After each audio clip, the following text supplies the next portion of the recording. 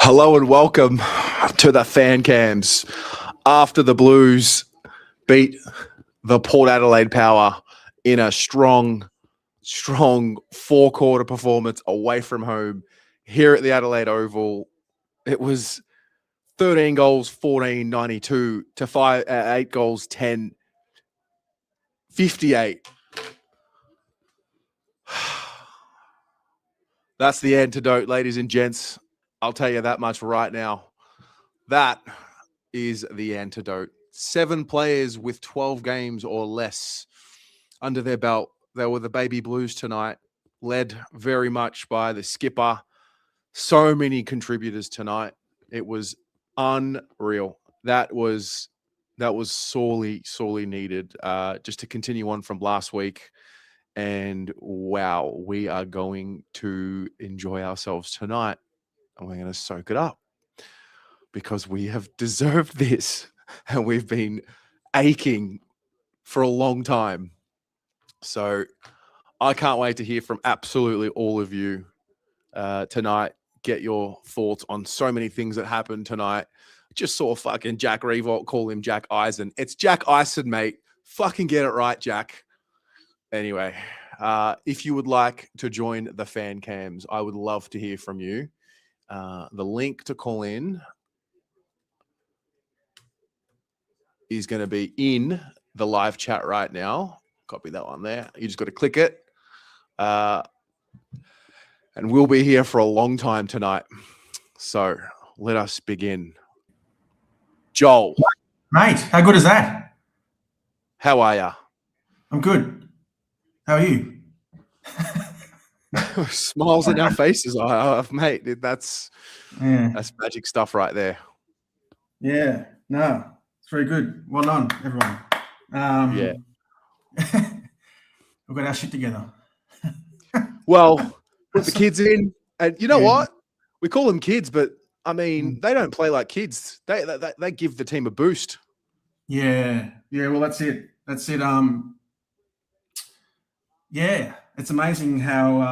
I mean, I've just been thinking about what I'm going to say, and it's attitude, isn't it? I mean, it just shows. Well, it's mental. I think. I mean, I always say this, and I just, I mean, how can you say it's not? I mean, the pressure's off, perhaps, with the new coach, and it's just he's been great. I just love him from day one. Fraser, he's just calm, composed, and just no fuss kind of guy. And I mean, he's proven he can coach. I mean, look what he's done with he's coached his own VFL teams. He's been with Collingwood, so it's no fluke. And let's hope they can just build some momentum. And yeah, it's been great. How good is it to hear the song, mate? What a song it is. Yeah, it's great, mate. I was sitting in obviously a Port Adelaide. I wasn't sitting where the cheer squad was. I was sitting level 2, mostly Port Adelaide, and some of them left at 3/4 time. We absolutely beat down on them for 4 quarters. Completely broke them mentally, and I mean, took the game on, used the corridor. We were daring. We were organised. Man, when Jack Eisen stole the ball from Zach Butters, he's got a bit of swagger, that's for sure. It's very good. Yeah, he does. Nice. Yeah, he does. So, who were your key contributors tonight? Who were the standouts for you? Harry Dean, Cripper, Jagger. Yeah, I'll stop there because I could just name probably more, but those three were pretty good. Eisen. But no Wiedering. I mean, it just shows we are a team without Wiedering. Well, I mean, Harry Dean got the responsibility on Georgiades early, and mate, he's a great. I mean, that's his Rising Star nomination sewn up right there. I would have thought. Yeah. Yep. And Haynes is, Haynes was great. And Newman, I guess, Newman, we've got that leadership down there with, Newman directing traffic and everything. And It's nice to see Billy Wilson do some good things. Good to see the kids, mate. Well, I've been saying it. I've been ringing 3AW telling them to get some words down to Carlton. But no, look, and to have it was sort of shattering. It was a real early blow to see poor young help me out, Matt Carroll. Correct. Go down, but hopefully that's nothing too serious. But fingers crossed. So to play with a man down base virtually from the first minute too, and just roll over, just completely get the job done, which is fantastic. So, mate, have a good night. I'll leave it there. Thanks for having me on. Go Blues, Joel. Good to see you up and about. I'm up and about. Yeah, I got on the Pom's channel and said I'm up and about. I even gave Pom a donation, so I'm definitely up in a good mood. So, very good, mate. Good to see you up and about. Have a good night, and we'll get Geelong next week. Yeah. All right. Leave it there. All right. See you, everyone. Joel. Have a good night. Cheers. Bye. See you, mate. Joel, up and about. Carlton Football Club, Lover 69. Tez Stoke, you got to see that live. So am I. I put the phone away. 10 minutes to go. It was game over. And just enjoyed it. It was excellent. Wow. Priggy. $80. Thank you very much. What a turnaround the last 2 weeks. How exciting. Bring in these kids. Yeah. Stephen Dunlop, can't stop smiling. This is great. Go Blues. Thank you, mate. Northie AFL, happy days. Good on your boys. Thank you, Northie. Good win by your mob today as well. It was excellent. Moondog with the $3. Just so happy for the boys and supporters. Go Blues. Yeah.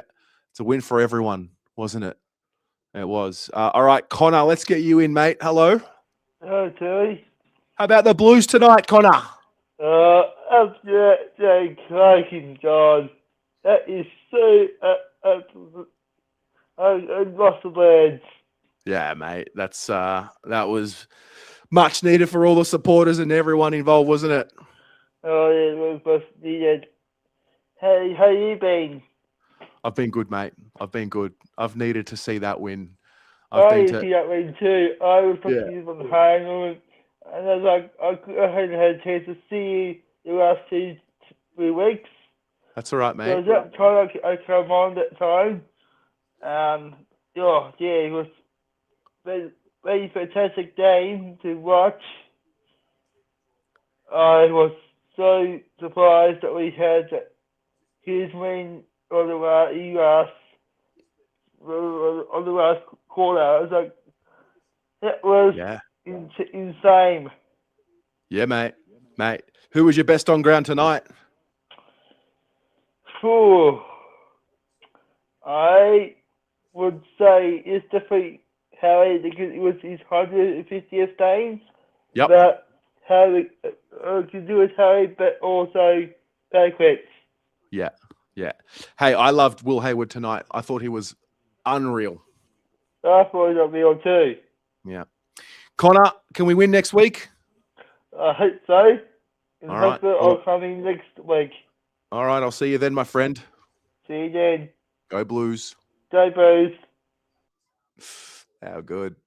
How bloody good. Orlando, thank you for the super sticker. Amy Butler loves Carlton. Thank you for the 5. Blues will be just 2 games plus percentage outside a wildcard spot if the Bulldogs lose Sunday. Just saying. I'll give you the hot tip. We ain't going to bed tonight until the ladder predictor comes out. Also, I need to speak to only Carlton immediately. So get in here. David with the 5. How was the game day experience in SA? I am in love with the Adelaide Oval. I'm staying at the Oval Hotel, which is unbelievable. So smart. A hotel that hooks just onto the stadium. Blown away. Absolutely blown away. I love it. David goes again. Oh, the double up, mate. Thank you very much for the double up donation. All right, let's go. Wow, a full waiting room. An absolutely full waiting room. I will get to all of you. Mason, yo. How is that? It's fucking How is that? That, you know what, Tez? It is so It's for the first time in a long time where I've sat and watched all 4 quarters absolutely locked in, focused, and it warms my heart. That is exactly what we have been asking for years. Dare I say that is the best performance of at least the last 2 years from us. Just 4 quarters of solid intensity, mate. What a pleasure that was to watch. Yeah, man. Yeah, it was. They were so organized out there. They didn't let one goal become 2 until a little later in the game. They were led well. They used the corridor. They took some really dangerous kicks tonight that didn't pay off, but also you get rewarded when you're brave. That's it. Fuck, man. That was brilliant. How is, you know what? Shout out to Fraser. That move in the third quarter when they kicked a few on us, he said, nah, Mitch, get in the back. He moved Mitch straight back, stopped those goals from coming in. Mitch was fantastic. Shout out to Will Hayward. You just said his name. He was best on for me. That man's intensity. He is something else, man. He wants it. He will get us wins after wins, week after week. That guy's exactly what we need. He is perfect. But, mate. The handballs in traffic, which is bizarre because they had a team tonight that you could argue don't have as much experience playing together because they had quite a few of the kids in. But their handballs in traffic, they were so in sync with each other tonight. They were clean. Jagger was on fire. He just got eyes in the back of his head, this kid. Look at it. He's just like, he's got to get the ball, bang, straight away, gone. And hit every target. There's something, I don't know, man. This shit. You got me delusional now because I'm putting the house on him for next week too. I said, mate, Geelong's our buddies. Are you kidding? You got me delusional. Like this is the performance that sends us Carlton fans fucking manic because this is the shit this is false hope. It might not be because we always somehow put up a good fight against Geelong, but mate, I'm putting the house on them. I put everything on them. Okay, so maybe don't bet on Carlton. No, of course. No. Just I don't own a house. That would be very irresponsible. I just think we've been waiting for a vibe to get on the back of something, and then this is it. So next week, it's just all the noise, all of the energy, all of the vibes, and fuck, it's going to be a good night at the footy next week. And their confidence coming in, Terry, they're going to feel like men in black. They're going to have their suit and ties on. They're going to walk in that joint, owning the joint. They're going to feel like $1 million. And you know what? Our home crowd too. Mate, it is going to be electric. I will be there. I am well done, Blues. I got nothing else to say. I can go on all night, but mate, there is. I love it. That's it. That's how you do it, Tez. That's it. That's all we ask for. Get the kids in, have a little bit of fun. Just play football. You can do it. We made them look like shit. Yeah. We need to do that every week. Just go for it because the crowd will jump on the back of it. How was the crowd? How was our supporters? Were they there tonight? Yeah, man. Yeah, the whole where the hillside is where the Carlton cheer squad was, and I mean. It was just great. It was actually just so good. By the end of the game, 15 minutes to go, all the Port Adelaide supporters in my bay had pretty much left. So there was just space between us Carlton supporters, and we were so loud. It was just how good is that? It was great, man. Honestly. We're sending them home after a 2-8 start. We're sending them home. Yep. Wow, dude, I'm happy for you. Tonight's going to be fun. Go Blues. Yeah. Go Blues. Go Blues. Take care, brother. Well done, mate. See you, mate. BJ. How good was that? Yeah, special stuff, mate. Oh, I said it for a couple of weeks or so in a row. You change a little bit just to fix up a couple of little things with the list we have. And I know there were doubters, but look at what we brought in and how hard it plays. Yeah. Look at the Hayward. Look at the Florent. Look at them how they hunt that football. And tell me it's not more than Charlie gave us last year. Yeah. I think so many angles for tonight, but none of them dropped their heads after they made a mistake. Nah. And even when they came at us, came straight back at them. Yep.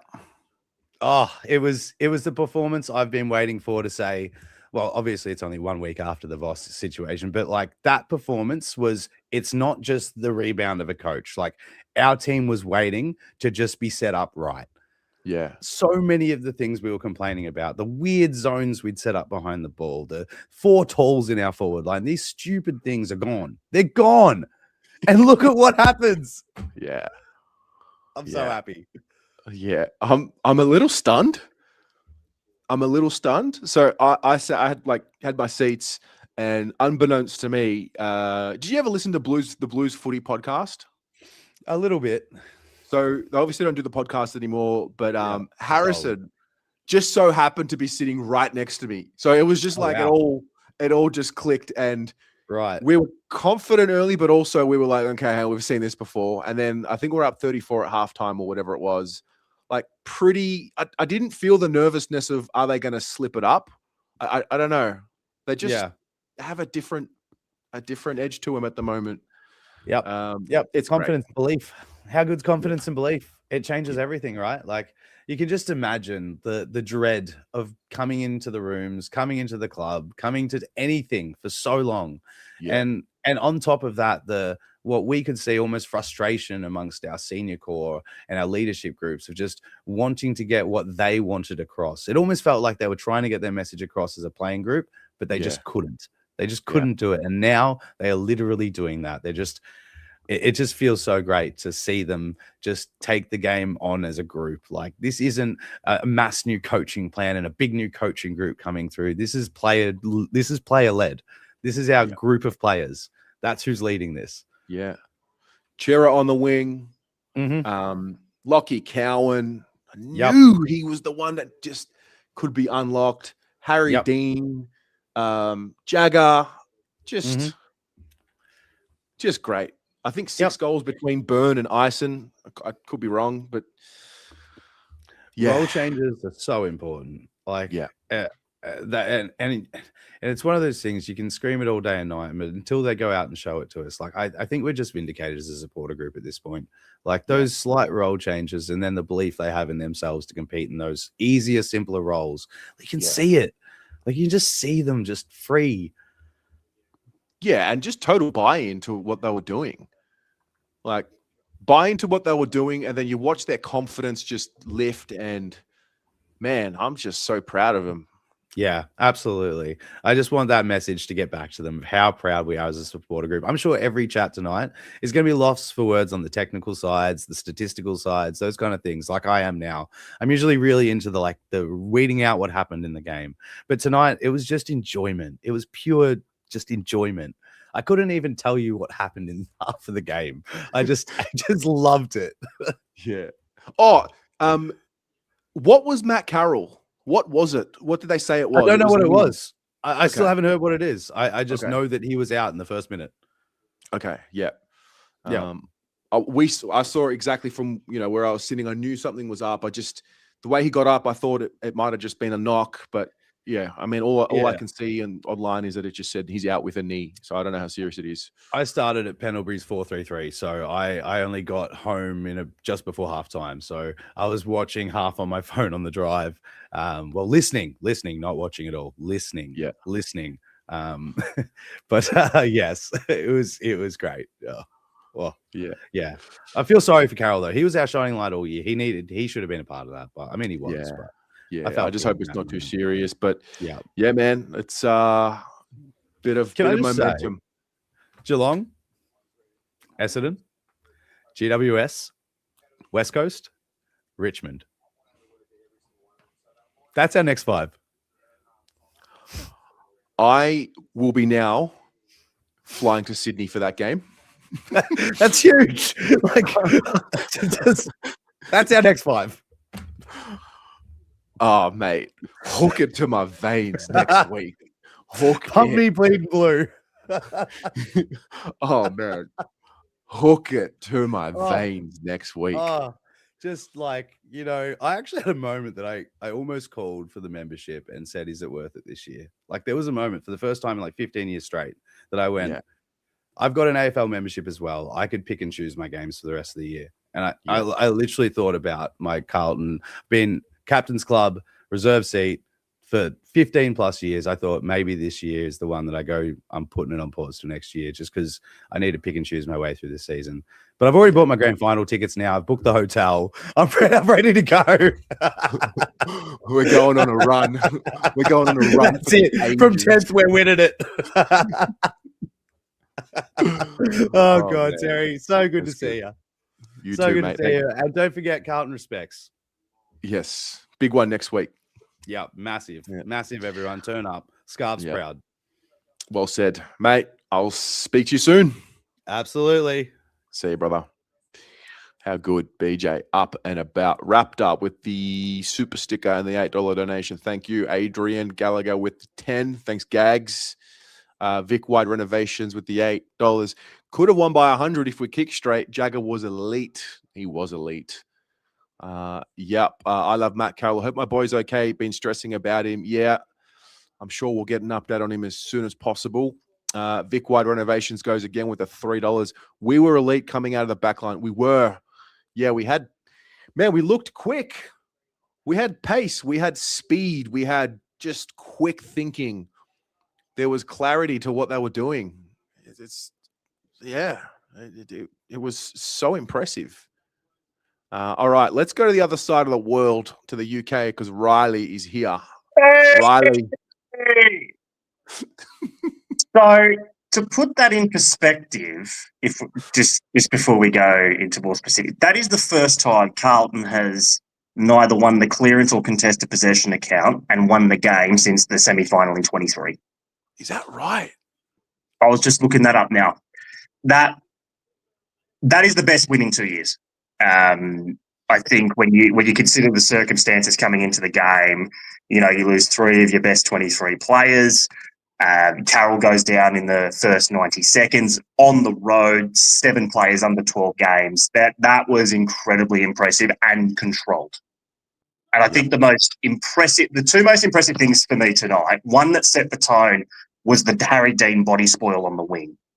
I thought that just really set the tone for the night. And after what was a shaky last 10 minutes of that third quarter and they kicked the first and last, Carlton over the last 2 years would have crumbled. They steadied themselves. They showed some real composure. They showed some real grit. That was incredibly impressive, irrespective of what you thought Port were tonight. And I probably thought they were a little bit flat. But I don't want to take anything away from us at all. It was that's a massive win. Yeah. Look, I was putting a bit of hopium out there yesterday, making the case for Carlton. I'll be honest.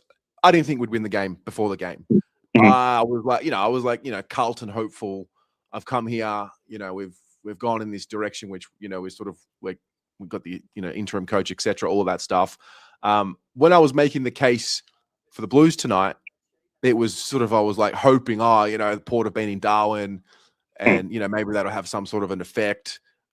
Watching Gold Coast today and their arse fell out from underneath them today. Like they just fell away in the fourth quarter and just kept building more confidence. And then, just the way we started. I mean, we just chipped away. There was just a gradual progression to the way we were playing, the angles that we were cutting. And then you mentioned the contested possessions. I took note.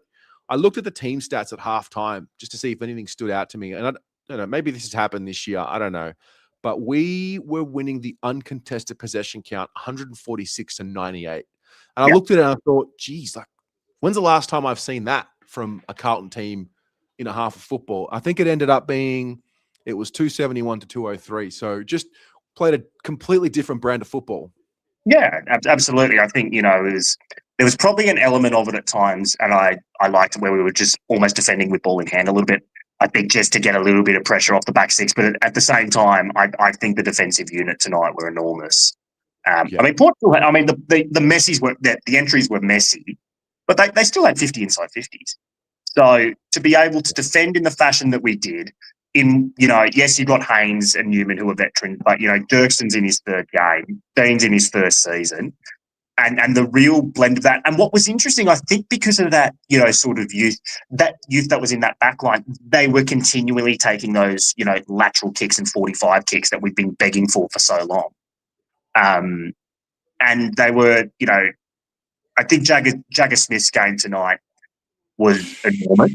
There was actually, if we're talking 2 stats on the commentary, they were saying during the game, that is the first Carlton player to have 25 touches and 15 score involvements since Adam Bentic. How many score involvements? Oh, he had 15 score involvements. Jeez. He went at 85. He went at 85% tonight. But hey, he can't kick and he doesn't damage, according to some of the media. True. Yeah. Well, I mean, he was given more responsibility. Harry Dean, sometimes you just need to give people an opportunity to put him in the deep end and see what they can do. Going into that game, I think a lot of us were saying, geez, Harry Dean on Georgiades, like, are we sure that that's the move? I didn't have any fear of Georgiades at all tonight. No, I think he worked hard because he's that type to work hard, but he was quelled in the context. I mean, his one goal was out the back, and I think we forcing him wide. So it was a controlled performance. It was a measured performance. I've already beat you to the ladder predictor. We'll be going to the Gold Coast for the wild card, based off of last time already. Oh my God. I'm happy. I haven't gone all the way to the end of the season, but we can absolutely do that tonight. I mean, we probably won't be playing Sydney in the wildcard spot, like at the MCG, but fuck, wouldn't mind getting Collingwood in a wildcard. Oh. It's psychotic. Psychotic. Absolute batshit crazy. Absolute batshit crazy, but you take it, and you know what? We need it. And if it's gonna be interesting now, because inevitably, let's say this run continues. I know Josh Fraser ruled himself out of the race, but if this continues, there will inevitably be calls of does he want it and that sort of thing. I think that's the best scenario in a way, because you can't tell me there are prospective coaches watching the last 2 weeks how we've played and what's been built from the underlying youth of this team. Yeah, there's a bit of excitement there. Yeah, we are close. We are a lot closer than. I'm not going to say to contending, but the list is not Essendon. The list is not Richmond by any stretch of the imagination. And dare I say it, the list isn't Port. Because I think Port's lack of depth outside of their midfield is a real concern, I would say, for them. And I think that there's enough there for me. Then again, in 2 weeks, say we're fucked again. So who knows? I love it. Look, it's just a big opportunity next week against a really elite team in Geelong. And if you just find a way to pull off upset of the year there, I know what it's like to have fun, like that real energy, proper Carlton roar at the MCG after an incredible performance and an incredible win. If our fans can just make that a 90,000 attended game, I don't think it'll be 90,000, but like if we can really it'll be over 70. It will 100% be over 70. Yeah, I reckon we can get 85. Yeah, I think, based off of, like the last 2 weeks, Carlton respects is an enormous game for the club for a number of different reasons. Friday night stage, momentum, and, for us, we generally stick very loyal, but 2, when there is even a hint of momentum, there's every Tom, Dick and Harry comes out of the woodwork. It's a massive game, and after Geelong's performances over the last 2 weeks, they've had 2 massive wins against Brisbane and Sydney. Not that they're the sort of club to underestimate teams at all. They're not, and I'm not suggesting that. But could there be a tad of a lull? Maybe. We saw it last year. I don't know if Joe's in the waiting room. He is, but. So when he comes on, I'm going to make sure we order a nice big fat steak for him to cook next week.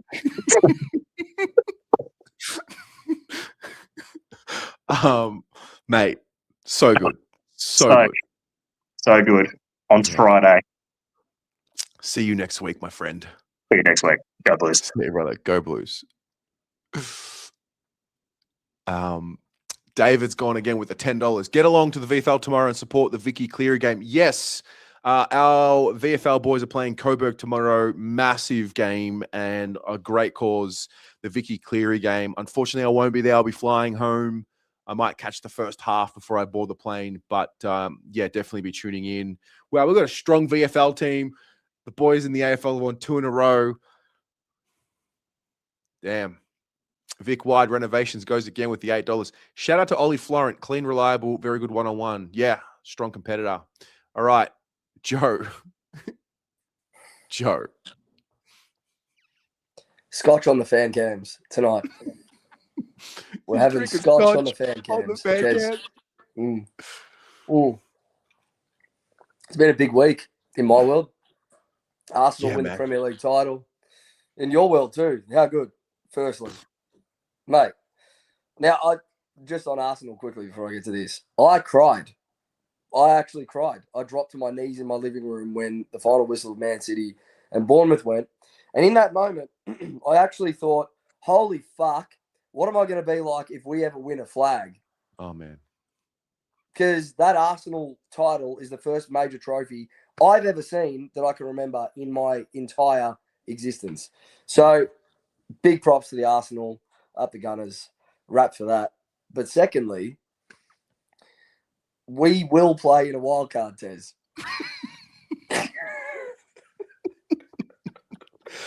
Hey, Carlton is on officially. I have us at an 8-10 outlook from here over the next 7 games.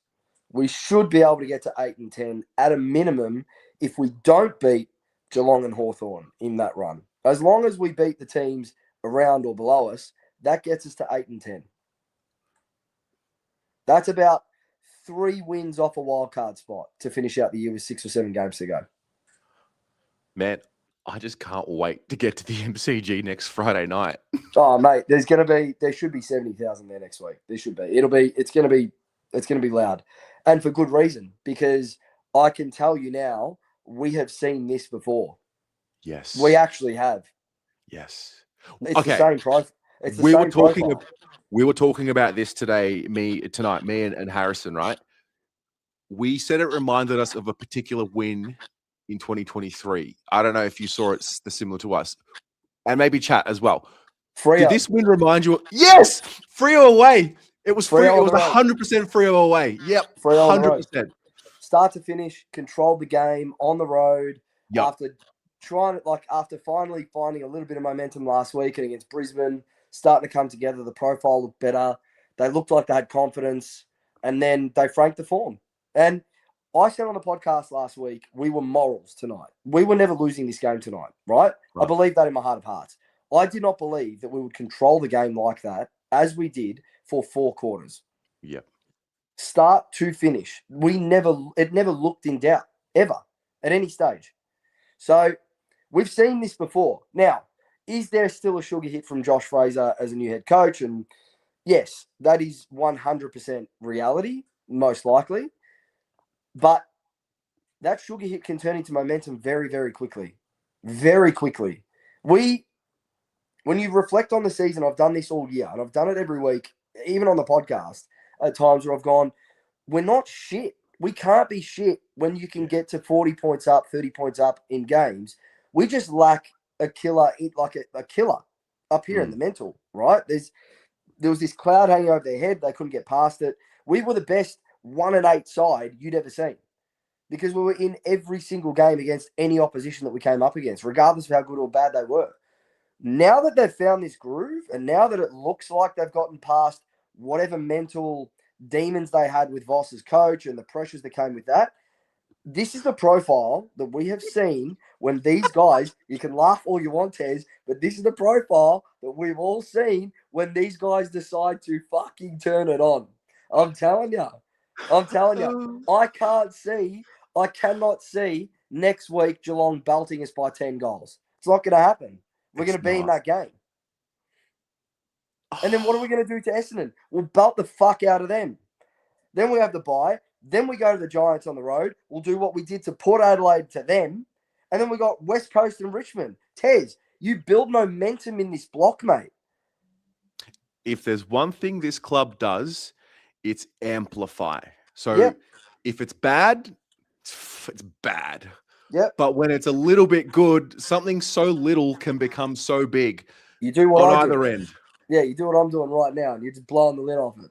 Now, we're not going to win the flag, right? But we can win 5 of our next 7. It's Geelong next week. I'm not putting that down as a win because they're very good, right? But you take that as a loss. Then you got Essendon, right? You got the Giants, who are dog shit at the moment, right? West Coast, Richmond, Hawthorn you take as a loss. Collingwood the week after.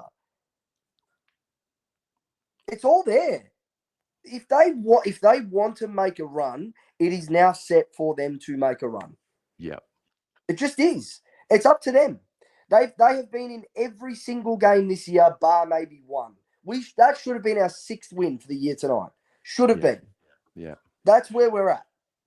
I guess my question to you is, what cut of meat will you be buying throughout the week for next Friday night when we're having this conversation? If we beat Geelong next week, Tez, it's not going to be steak on the fan cam. You're not going to be able to put me on the fan cam because there'll be something else out on the fan cam next week. The butzer. Okay. Like Luke Sayers-esque next week. No, seriously. I'm not even thinking about Geelong next week. Tonight was fucking brilliant.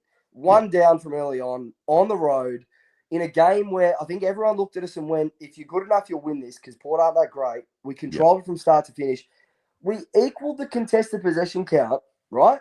I think Riley said this before. We beat them in uncontested possession by 80. I don't That's remember the profile. Yeah, I don't remember doing it. I don't remember it. You got Billy Wilson breaking lines. You got Jack Ison looking like he's played 50 games already. All these kids coming in. Harry Dean looked like Jacob Wiedering 2.0 tonight at times. I was looking at him like, you are our general for the next 15 years, and I'm solid with you. Dirksen played a role. Haynes and Newman stepped up in the back half. Mate, it was all there. Will Haywood finally playing like the player we thought he would be. Number 1 rated player for us on the ground tonight was Will Haywood. Number 1. So just to go back on Jack Ison, I don't know what it looked like on the coverage, and I don't remember who it was that he tackled. There was like 2 possessions in a row. He tackled him the first time, then there was a little bit of a fight, but the ball spilled out, and then he tackled him again, and he got the hole in the ball call. Yep. Oh, and then he got into him as well. He let him know. Man. Oh, yeah, he let him dude. know. Nah, And the then- kid's got it.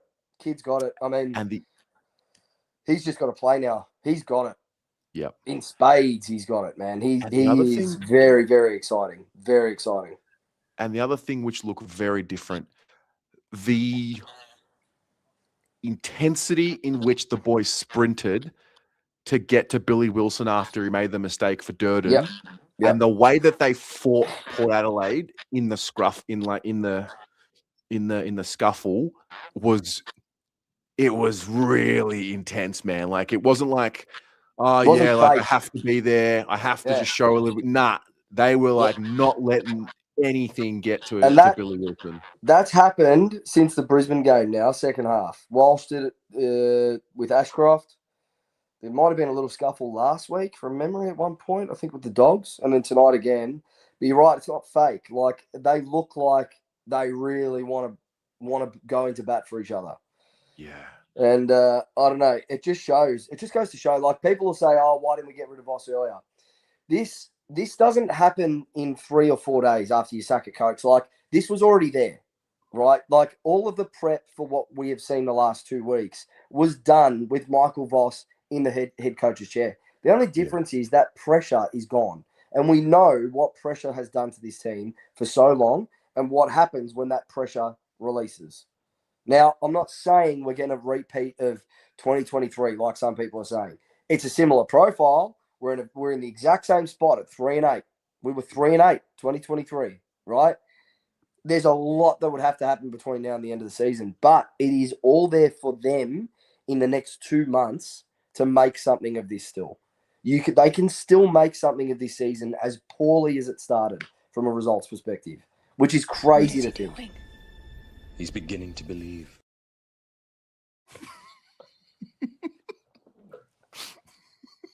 Fuck, I'm stupid, honestly. You know what happened? We'll get belted by like 80 next week, and I'll have to come on here and go, oh, well, I was wrong again. But that's the thing, like, it's a weird mentality right now.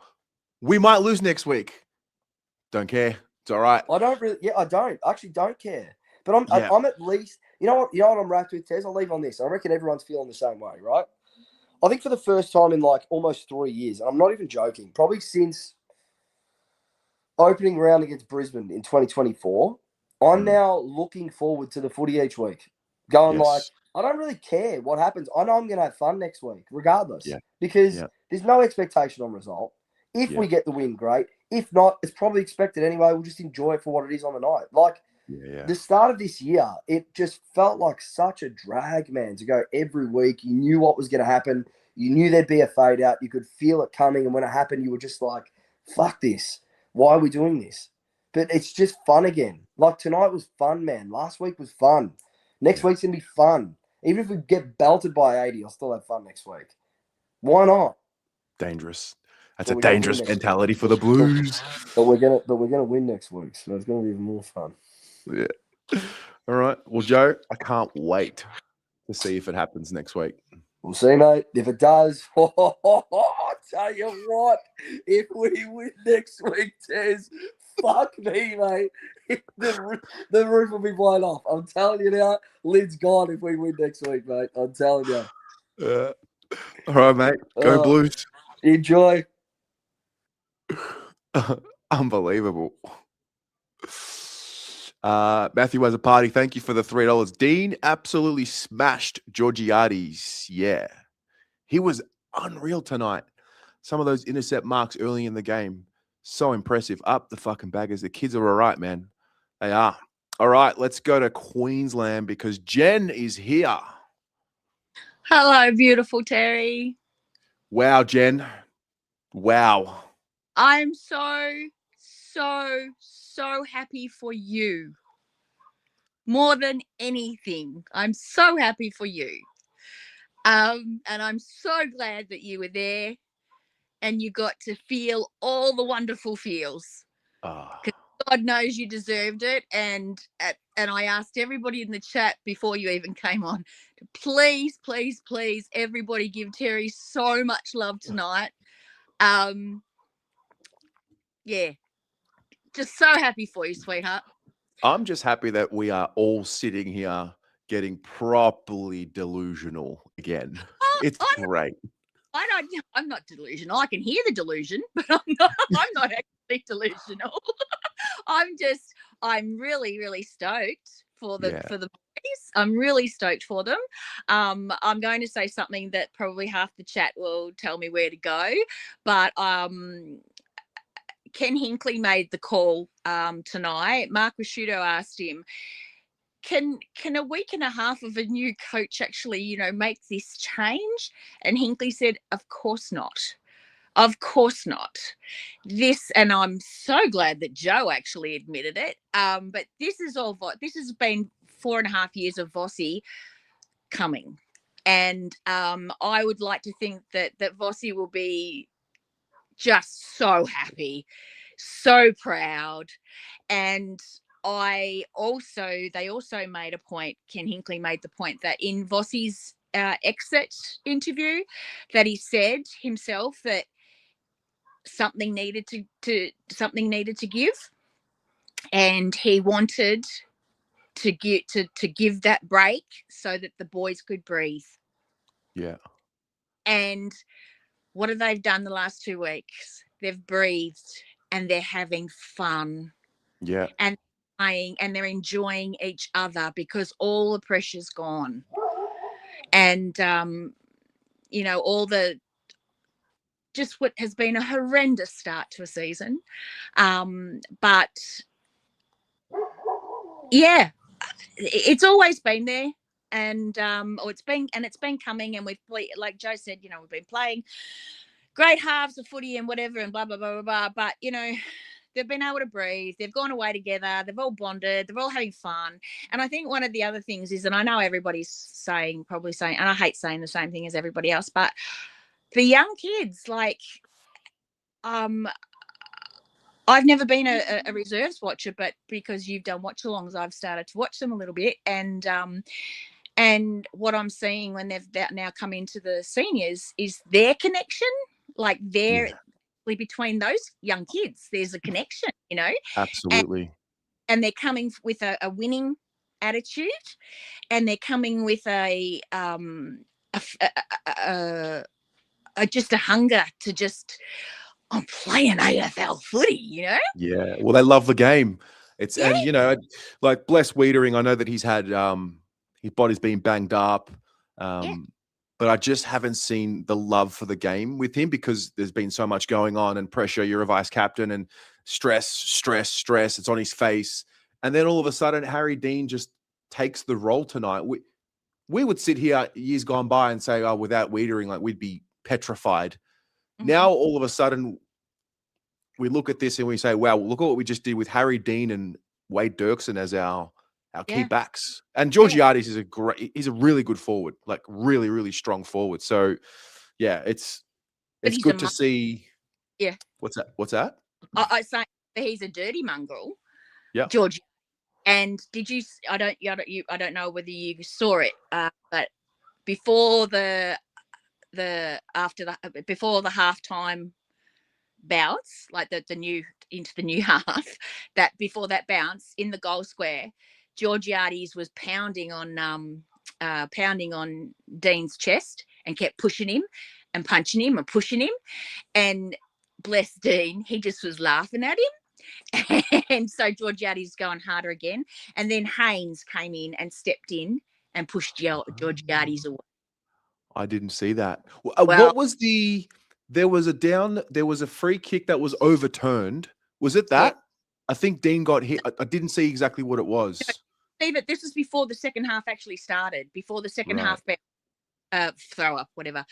It was just in the goal square before the second half started. Yeah, right. Yeah. And so I know that you love it when you see the boys and we all do love it when we see the boys actually stick up for one another. Yeah. And like I said, with Walshy coming in off the bench and going straight at Georgiades and letting him know that he was unimpressed with him. And look, it's just magic when we win, and I don't look towards the future as such, but I will disagree with one thing that Joe said when he said, if we lose to Geelong, or we accept that that'll be a loss, and we'll accept that Hawthorn will be a loss. No, they will not be accepting that. The team, the boys, they will be, and I believe, and I've always said it, that when you play a better team, supposed better, higher team, you are forced to either to meet their standard. Yeah. And in all honesty, the way we played tonight, with that flow through the middle, taking risks, having each other's backs, and with Jagger having eyes in the back of his head and all that sort of thing, that's a lot like Geelong. That's a lot like Hawthorn. So I reckon we'll take it to them well and truly. But I just want to enjoy tonight. I want you to enjoy tonight. I'm so happy for you. And tell you what, sweetheart, gonna be a lot of blues and greens on Monday night. Oh, true. Wow. Wow, the ratings. I didn't even try to work out how many there would be tonight. It's just gonna be so pretty. Yeah. Soak it up, Jen. That's what we've got to do. We've got to soak it up while it's here. 1,000,000%, sweetheart. I'm so happy for you. Hi, everybody in the chat, and just much love. So magic. Go Blues. Good on ya. Go Blues. Love your work, Jen. All right. Where are you? You just here. All right. Getting along. We'll go to Gav. How you going? Up in Queensland, mate. What a week. Jeez. What a week. Yeah, what a week. Yep. I sat on the couch last weekend for 13 hours when we watched the VFL into Western Bulldogs game. And then Monday morning I woke up and I had a slip disc, so I haven't worked all week. Oh, wow. I've been sitting on this couch all week just waiting for this game to come on. And I can't believe what I just seen. Absolutely unbelievable. I just seen a highlight then, because I'm watching the highlights for the fifth time. Ison hitting up Byrne in the goal square. He's done the blind turn, laser pointer, bang. Was that in the first quarter? That was in the first or second quarter, I think. But just unbelievable. There was 7 players under 10 games. 7 players with 12 games or less under their belt, I think it was. Right. Yeah.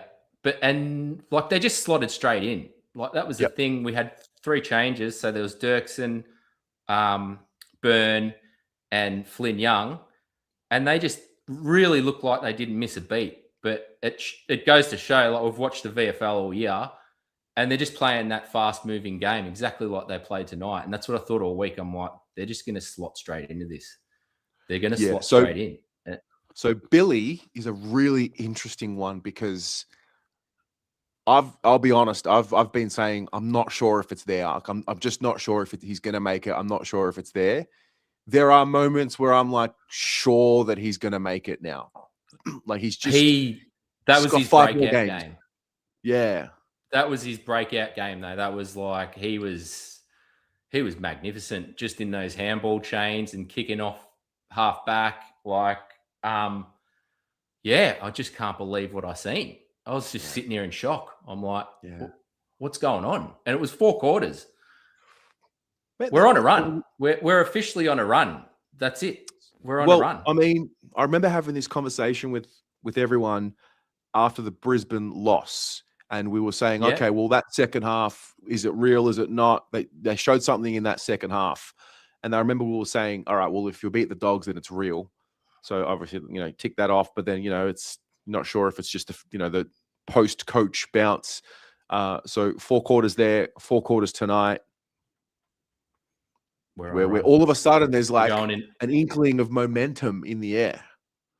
Yeah, that's all we need. Just that little crack, that crevice, break it open.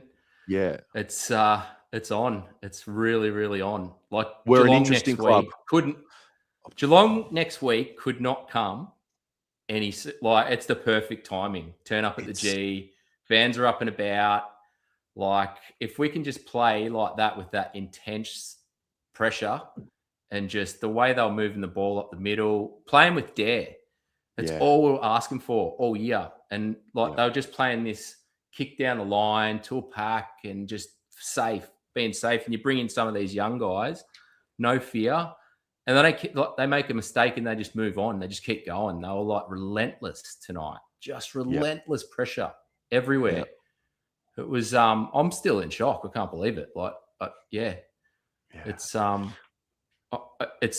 thought of you. I was like, they had the Pendles cam on Fox Footy for the Collingwood game. I'm like, they needed a Terry cam. That would have been perfect. Calling me like, man, I was rocking in my chair a little bit, but no, I wasn't. I don't know about all of you. I wasn't like, I didn't feel this nervousness of, how are they going to lose it tonight? Yeah. When they got up by 30 odd. That's the other thing. Port came at us in the third, but we just responded. We come out in fourth and just kicked 2 quick goals and put them away, basically. And then it was just, it was just relentless the whole time. Yeah. Harry McKay as well. I think the other thing, so we've got a coach that coaches from the coach's box, right? And I don't know if there's some sort of a symbolic message to it all around, all right, boys,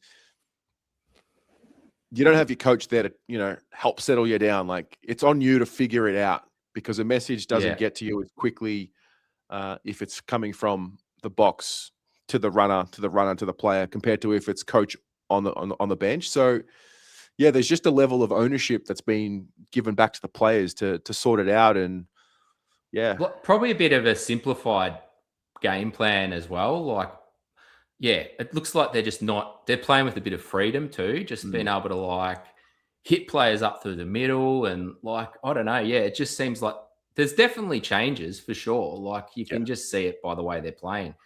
But it was just, I'm still blown away by it. I just can't believe it. I'm going to have to watch the whole replay now. So, man. And then I got the VFL tomorrow. So, no, that's going to be that's the first game in a long time where I think every single person will be watching that game from start to finish. Last week, I think the first half was a bit hard to watch at times, but this week, no doubt that's a 4-quarter performance and bring it on, Gav, mate. Bring on the Cats next week. Well, I'll leave you to it anyway, mate. I just thought I'd jump on here quick, but all right, mate. Go Blues. Go Blues, good, mate. See ya. All right, Tom. Let's do it. We did it. We did it. We controlled a game. Is this real life? Like, Yeah. It's so good. Yeah. No, you're talking about Freo in 2023. That was Sir Doug Nicholls' round as well. It's just, it's all coming together. But no, it was good. I want to give a shout out. I think Frankie Evans played really, really good today. Like, yeah, he used the ball really well across the middle of the ground, and so did Chera. He was just, they just swarmed him at contest, and just the way they handballed the ball out of defense was amazing. Yeah. Yeah. We were running the ball end to end more than what I'd seen us. I mean, we spoke about the uncontested possessions earlier, changing the angles so much better, but it was the timing of when we did all of these things. So like knowing when to switch, knowing when not to switch, knowing when to take a minute off. I think the more I talk about this, the more I think that's just coaching. Exactly. I think giving them the green light to go for that, like they get to a certain point out of defense and just look inboard. There was no kick it down the line to Harry, let's get a contest. It was like, let's get aggressive, get that kick going and handball chain and get it forward. Like the fast moving forward kicks are what really opened the game up and brought guys like Bill Hayward in. Mitch McGovern played really well today. He was, he's had a career renaissance this year. Like when the ball's moving quick into him, he's an agile forward that, like, he was laying tackles. He was doing it all. It was really good. Yeah, there was a bump that happened right in front of me. It was Hayward on Butters. So like, I think it was in the fourth actually. Butters is a great player and he creates run. So he like handballs it forward and then like sprints to get the handball received. And man, Will Hayward cracked him with a bump. We all heard it in the crowd. Will Hayward on the wing. Who would have thought? Oh man, but I think what was really good with Hayward as well was his running back towards goal. Like in that third quarter when we weren't being able to take our opportunities in front of goal. Yeah. He's just now sort of been like, I'm taking this opportunity, and just sort of pretty much settled that third quarter as like, they're not going to come back at us here. Like this is, we're not getting frazzled. And I was like you, there was never a chance where I was like, we're losing this game. It just felt right that whole second half. Yeah, well said. It did feel right. Yeah.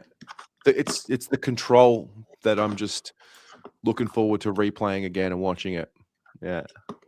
But it was control from the first minute. They were just, yeah. What were you going to say? I was going to say, one person that hasn't been mentioned too much tonight is Nick Haynes.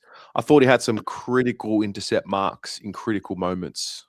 Yeah, I think Haynes came at the ball really well tonight. He wasn't sort of worried about his man. He was ball first defending. And I think he had a lot of confidence in Dean about how he was positioned behind him.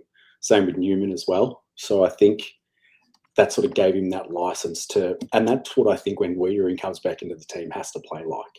Yeah. He reads the ball really well. He just has to trust his defenders behind him that he can go and do that. And I think if we can get Wiedering playing like Haynes does, it's just going to make us such a better side. Yeah. Yep. Are you the type that will buy into the delusion? Oh, mate, I was in my group chats after the game being like, who's coming with me to the first week of finals? Where are we sitting? I'm full delusion. Oh, if we can just activate it. If the thing, the Carlton thing, if we can activate it somehow this year after getting rid of a coach. Yeah. We're a weird club like that. We're sensationally bad and we're sensationally good. Yeah, it's why other supporter bases hate us so much, because it takes us going to Adelaide and beating Port Adelaide, who have just been up to Darwin and probably didn't really feel like playing this week, and absolutely annihilating them to be like, we're back. Yeah, we're so back. Yeah, but it's just the belief factor. That's all we've wanted all year. Yeah, and if it takes the 7 kids coming into the side and giving that bit of belief. That's what we need to see. It's not just holding on to Cody Walker being a Nick Dacos, once in a lifetime player. It's he's going to come in and be part of this young core that's going to unlock the next bit. Yeah. You'll be at the MCG Friday night. Oh, I'm there. I'm ready to go. It's going to be good. Fuck, a vibe at the MCG. We match up really well with Geelong. We really match up well with them. We'll get the Wiedering bump back. It's just gonna make sense. Teams is gonna be big. There's gonna be one change. We're gonna be ready to go. What do you think they'll do? Just bring in Wiedering? I think unfortunately for Dirksen, I think he'll just be the omission for Wiedering. I did sense that Wiedering just needed to freshen up. Just to, I need to see him enjoying his footy too, because Wiedering into this team enjoying his footy could be dangerous. Yeah, and 100% give me Wiedering on Shannon Neal, and Harry Dean just claims that Jeremy Cameron. Give me that next week. Yeah, right. Jeez. That's what I want to see. That's what I want to see. All right. I love it. Yeah. I love it. Well, can't wait, mate. Right. I'll speak to you next week. Go Blues. Yeah, enjoy. Yeah. See you, mate. How good. Andy. Tez, we're back, bro. We're back, bro. Oh, you're on? No, I don't know, man. I don't know. I'm on. I'm on. Who am I kidding? I'm on. I was never off. I'm on. If we win next week, that thing you just mentioned, that Carlton thing, is on. Is on. Yeah, that. Oh my gosh, because it's funny that like the Melbourne fans, we didn't get to, most people that didn't travel, like you want to be a part of the good times. So like interstate win, great. And then it builds a little confidence, 2 in a row. And then, the MCG is just that magic place. And if we can get that magic energy in the crowd, I think Geelong, I don't know if there's Geelong people watching, but surely they fear it a little bit. They fear something. I got a mate, one of my best mates, Geelong supporter. And he's just like, we won't beat yous. He was saying this 2 weeks ago. He's like, we won't beat yous. You guys just beat us. So I don't know if he speaks for all of them. I doubt it. But he was genuinely serious. Like he's just not confident against Carlton. Yeah. He goes, even if they win, it's a lot closer than what it should be. And so who knows, man? Who knows? I'm not like lit off yet. I'm not like, there's still a lot of work to do. Oh, yeah. It's exciting, man. It's exciting again. Like it's just whatever. Again, it was 2023, the Gold Coast game, second quarter, something clicked. I felt that third quarter in Brisbane.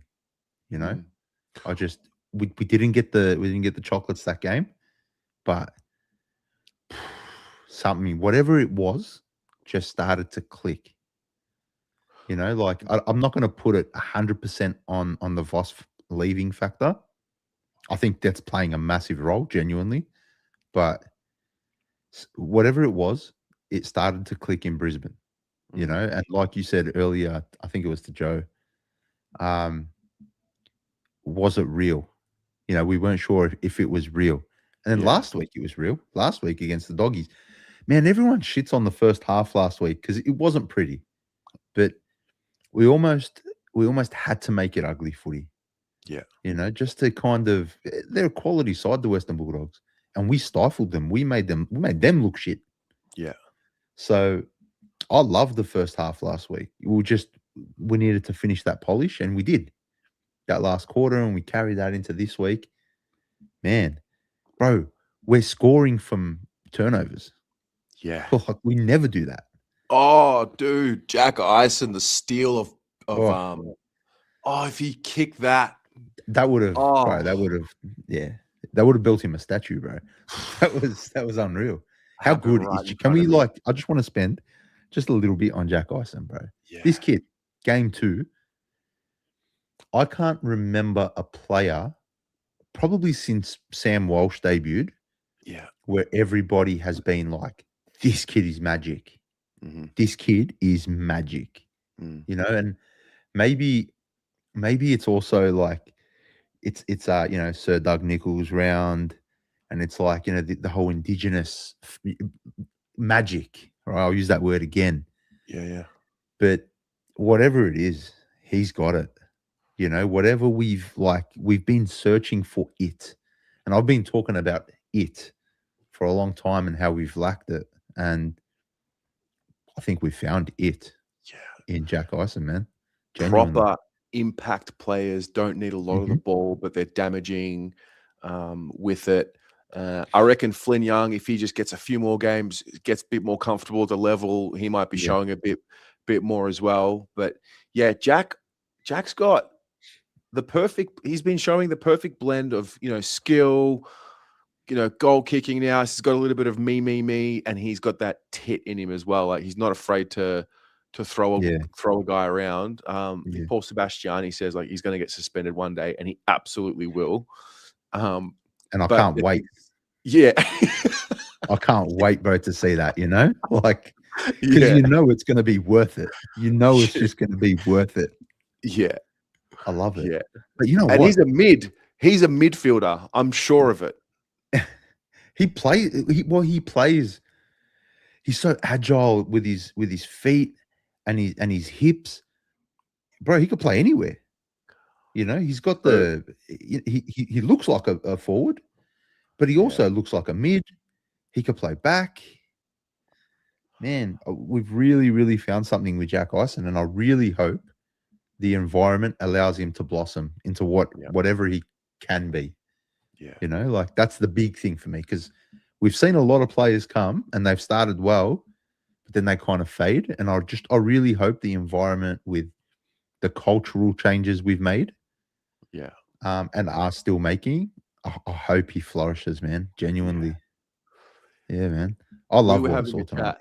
We were having a chat tonight in the bay. Like, who does Jack Ison remind you of going full nuffy? And I was like, I think he's a left-footed Isaac Heaney, which is so ridiculous to say. I see it. Give him 2 years, bro. Give him 2 years.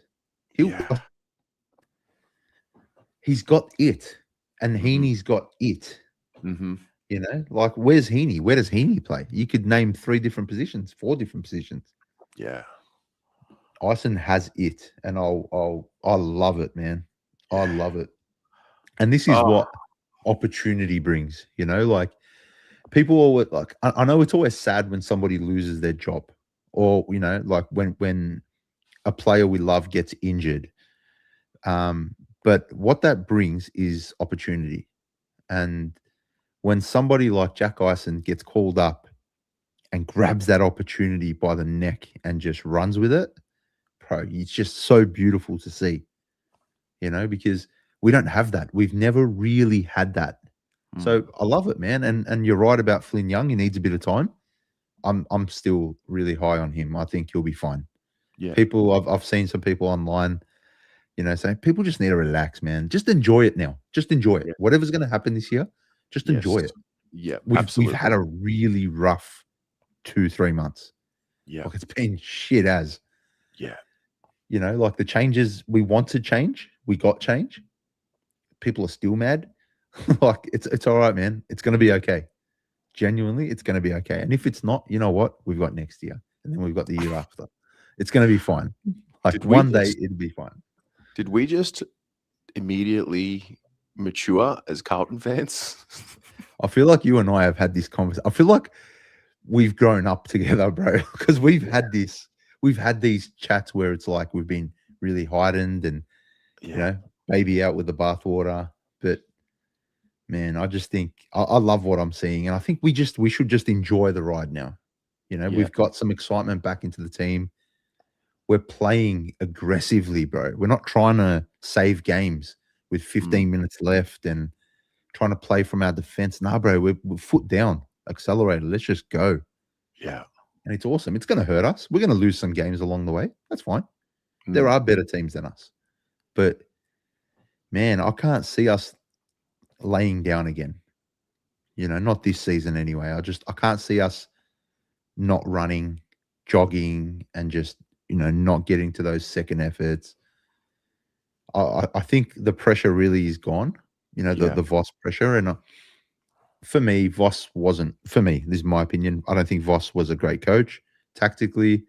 Josh Fraser, I don't know if he's a good coach yet, but 2 from 2, man. Like, you can't knock the bloke yet, Yeah, I think, you know what? I think Voss just was what we needed for the time, and that time came up because we were a rudderless, weak, and pathetic team that did allow teams to completely run all over us before the Voss era. And, obviously the Voss era, there was tactical issues and all that thing, but one thing he definitely did was toughen up the team.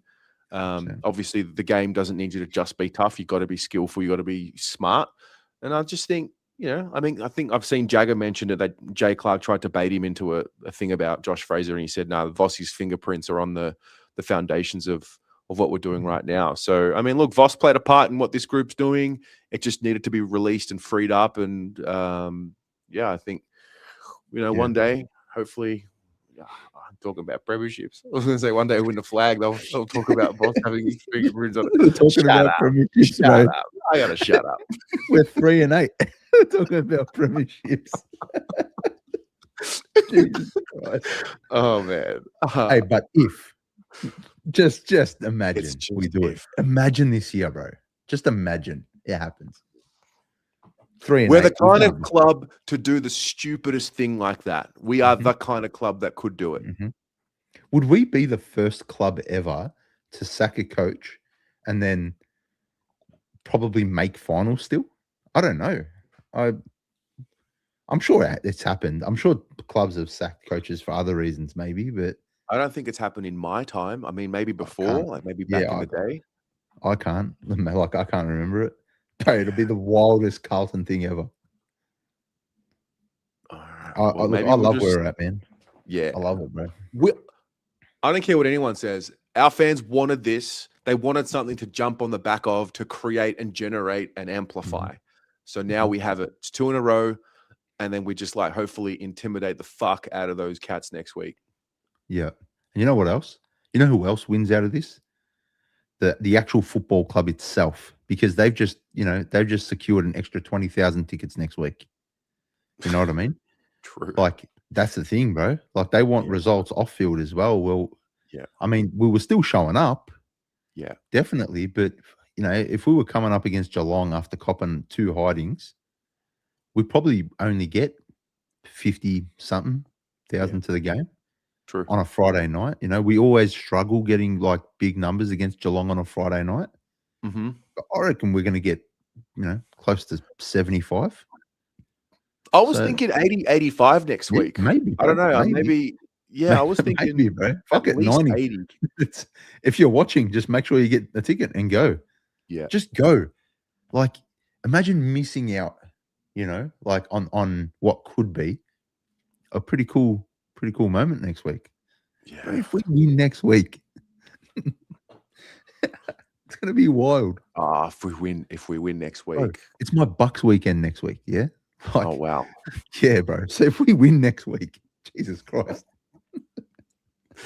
Pack it up. Oh man. Yeah, man. I'll leave you to it, bro. All right, man. Have Enjoy it. one. Thanks, man. Thanks, bro. You too. Go Blues. Go Blues.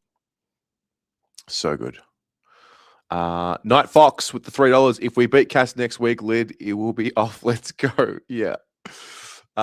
Danny Azar. Hello, Danny. I hate Jay Clark. Fuck him. What a fucking win, Terry. Is that I don't have as many screens as what I usually do, but is this got to do with the Jagger interview? If so, can you tell me what's happened? But I saw people talking about it. Mr. Henriksen with the $10. Buy a beer on me. My son got angry at me when I was still super nervous in the middle of our last quarter. Lol. Yeah. Man, it was game over.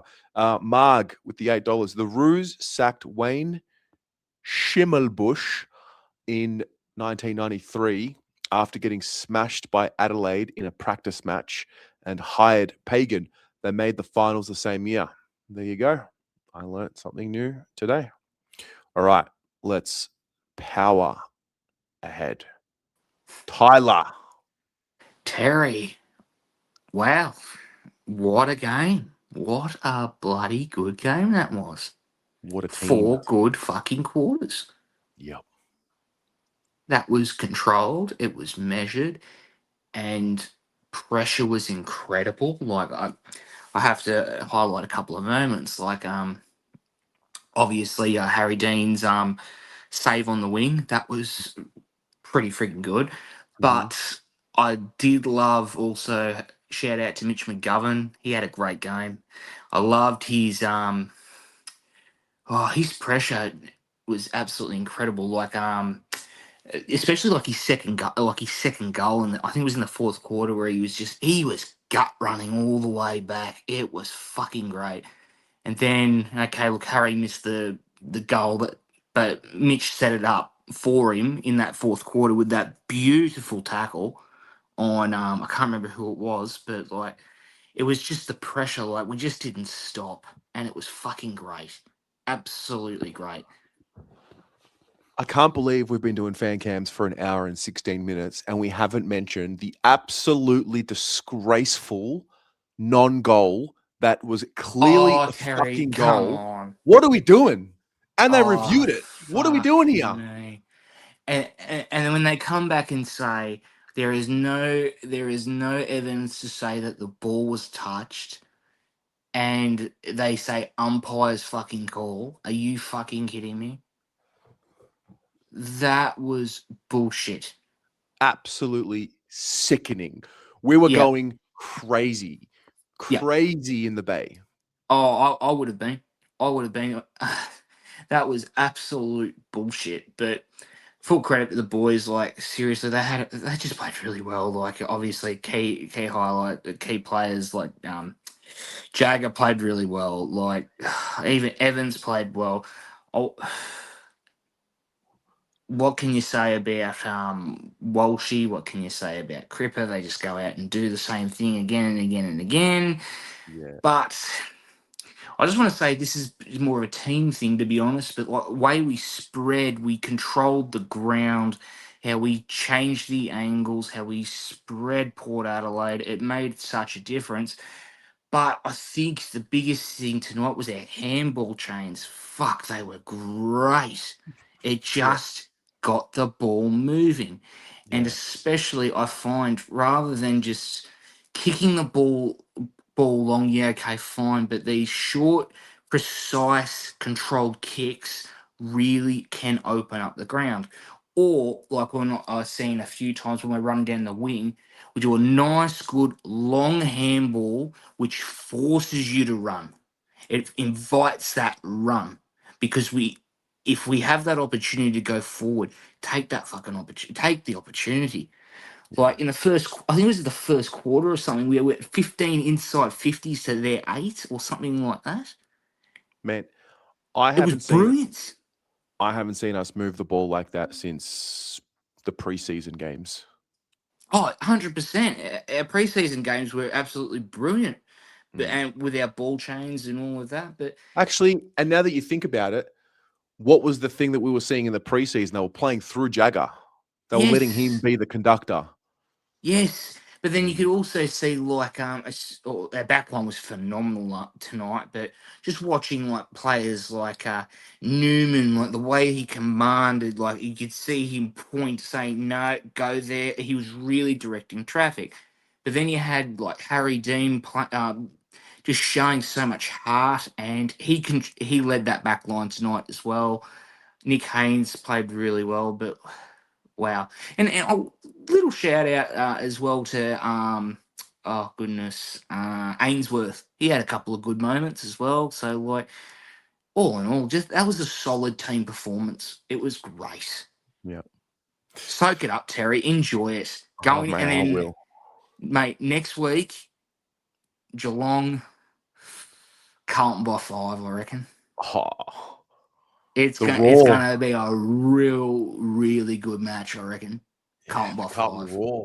The Carlton Roar, we haven't seen and heard the proper Carlton Roar in too long. since 2023 against Melbourne, to be honest, in the in the semi-finals. Yeah. So we'll see what happens. But if we win that and we beat Essendon, yep, we're coming, Terry. We're coming. I'm here for it, mate. I can't wait. Well, enjoy. Good on ya. Catch ya. See you, mate. How good. How bloody good. How good's all of it? All right. We've got another Joe in the chat. Here he is. Joe. Tez, how are you, mate? Fucking awesome. I'm so glad you're there too. I love Adelaide, and I love it when we win there. Yeah, it's the full circle moment. My very first interstate game was against Port Adelaide here at the Adelaide Oval. We lost by 103 points, 103, Yep. 104. And so, Bit yeah, different. a bit of a full circle moment for me. Oh, that's fantastic, mate. And do me a favor tomorrow morning if you get a chance. What time are you flying out? I think it's like 2:00. Great. Go to the central markets because they're the best markets in Australia. Oh. Go to Lucia's. Lucia's, they do like sandwiches. Get the number one. Thank me later. It's fantastic. Right. You'll enjoy it. Lucia's number one. Yep, get the number one sandwich. It's fantastic. Adelaide's a great place. Farmers Union all the way. Adelaide's cool, man. Adelaide's it's cool. fucking it's beautiful. I'm also staying right in the heart of the precinct. Like so Totally. I'm impressed. Yeah, it's good, man. Like right in the hustle and bustle, and it's not too busy, you know. As long as you can avoid Hindley Street, which is a bit like, you know, don't go there too late at night. But other than that, it's pretty great. But on to the game.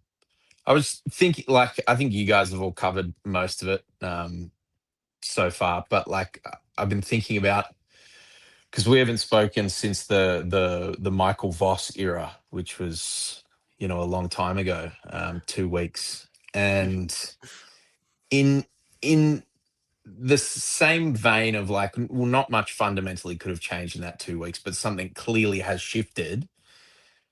And I'm racking my brains going like, what could it be? And I've sort of, I'm thinking of it like I'm thinking of a fractured marriage where like the Carlton Football Club and Michael Voss are husband and wife. And neither of them are bad people. Neither of them are necessarily the party doing the destroying of the relationship. But certainly neither of them are the solution. And what is toxic is the space between them. And the people suffering are the kids, which is the team. That seems to have been the case. It's like Daddy Voss had some amazing parenting skills and has laid all this incredible groundwork. But whether it was the kids, the players, sort of worry to disappoint Daddy Voss, or, you know, whatever it may be, they weren't playing with freedom. They weren't playing with the exuberance that we're seeing now, you know, like, and maybe it was the awareness of them that like, fuck, if we lose one more game, maybe Voss is getting fired, and we love that guy. Yeah. So like they didn't play with this reckless abandon that we're seeing now. And I would say the only like mistake that we can sort of zoom out and look at is like, well, why the hell did Voss keep Hewitt out of the side for as long as he did? Because since he's come back, he's been so crucial. He's been doing a lot of the thankless shit, but he has been crucial. And if you don't think he's been crucial, then you haven't been watching the same game as me. Like Hewitt's important, man. He does a lot of the unsexy stuff. And it's meant that your Jack Isons can come in and your Harry Deans can get set on fire and just light the world up, but you've still got this backbone. I thought they were amazing. And McGovern tonight, I'm glad a couple of people have shouted him out because he was just standing up at the really pivotal moments. You should watch some replays, Tez. My God, he ran faster than I've ever seen him run from like fullback to full forward for one of his goals. It was amazing. And saved a really crucial one on the line as well when we needed him to. Yeah, it's just going back to the Voss thing. I mean, life's full of chapters, and sometimes there's no book that lasts forever. and Yeah. the time came for change. It was what it was. Exactly right. And the club did everything they could, and I do think there's something about whatever Voss imprinted into the club that was needed, but whatever's needed now is just a fresh direction and Exactly. No hard feelings. Yeah. Also, He wasn't the problem, but he wasn't the solution, and that's really hard for people to hold both of those truths at once. Just wasn't a But great unfortunately, coach. that is He was yeah. a average or good coach, but not a great coach, and that's just what it was. And possibly a wonderful mentor for young blokes, and by all accounts, really was. But for whatever was required in the modern game, like tonight, I want to say right here, right now, tonight, I'm like, that is the first time I've seen the Carlton Football Club play the modern game of AFL and play it properly and play it for True. 4 quarters. You know what I mean? True, that was modern ball. That was modern AFL right there. We were scoring off of turnovers. We were making mistakes, but we weren't letting our heads sink. We weren't slumping the shoulders and just going, oh, well, we've lost it now. Like, there was none of that shit. Billy Wilson and that error he made where, he ran it off the kick in and Durden caught him. That could have been night's over for him. But as you guys have said, everyone runs in, gets around him, encourages him to get back involved, and he did. His next few touches were really effective and clean. Flynn Young, unfortunately, was probably the only one that didn't really get into the game tonight, and I hope he does get that opportunity in the next few weeks to show what he's capable of and what he's been doing in the VFL side. But man, Ison he's got that dog in him. He's got that dog in him, and so does Harry Dean, and it's coming out now, and it's so exciting, man. We've just needed it. Pommy uses this word called this phrase, I need someone with a little bit of tit in him, and I think I love that. Yeah. That's Jackie Ison. Yeah, it's Jack Ison, and it's Harry Dean as well. I think Harry Dean's a bully, man. He's a bully. I don't know if you've been seeing on the Carlton socials them playing some friendly basketball this week, but he's like a bully on the basketball court too. This guy just has inherent competitive dog, which is what other teams have. Geelong have it in spades. Collingwood have always had it in spades. But we, for a long time, I think, have been afraid to recruit anyone but a gentleman. Yeah. And that's great in some ways for the culture, but fucking not that useful if you're wanting to win games of football against a whole team of bullies. True. And now we've got some of our own. So yeah, I'm really proud of how this group's coming along, because if you look back, 8 weeks ago, a lot of us were going holy shit, we could be signing up for another decade in the dark here. And now tonight we're all sitting here super excited about, even if we lose next week, who cares? It's really exciting, So it's really heartwarming. Well, we're just not putting the pressure on the result.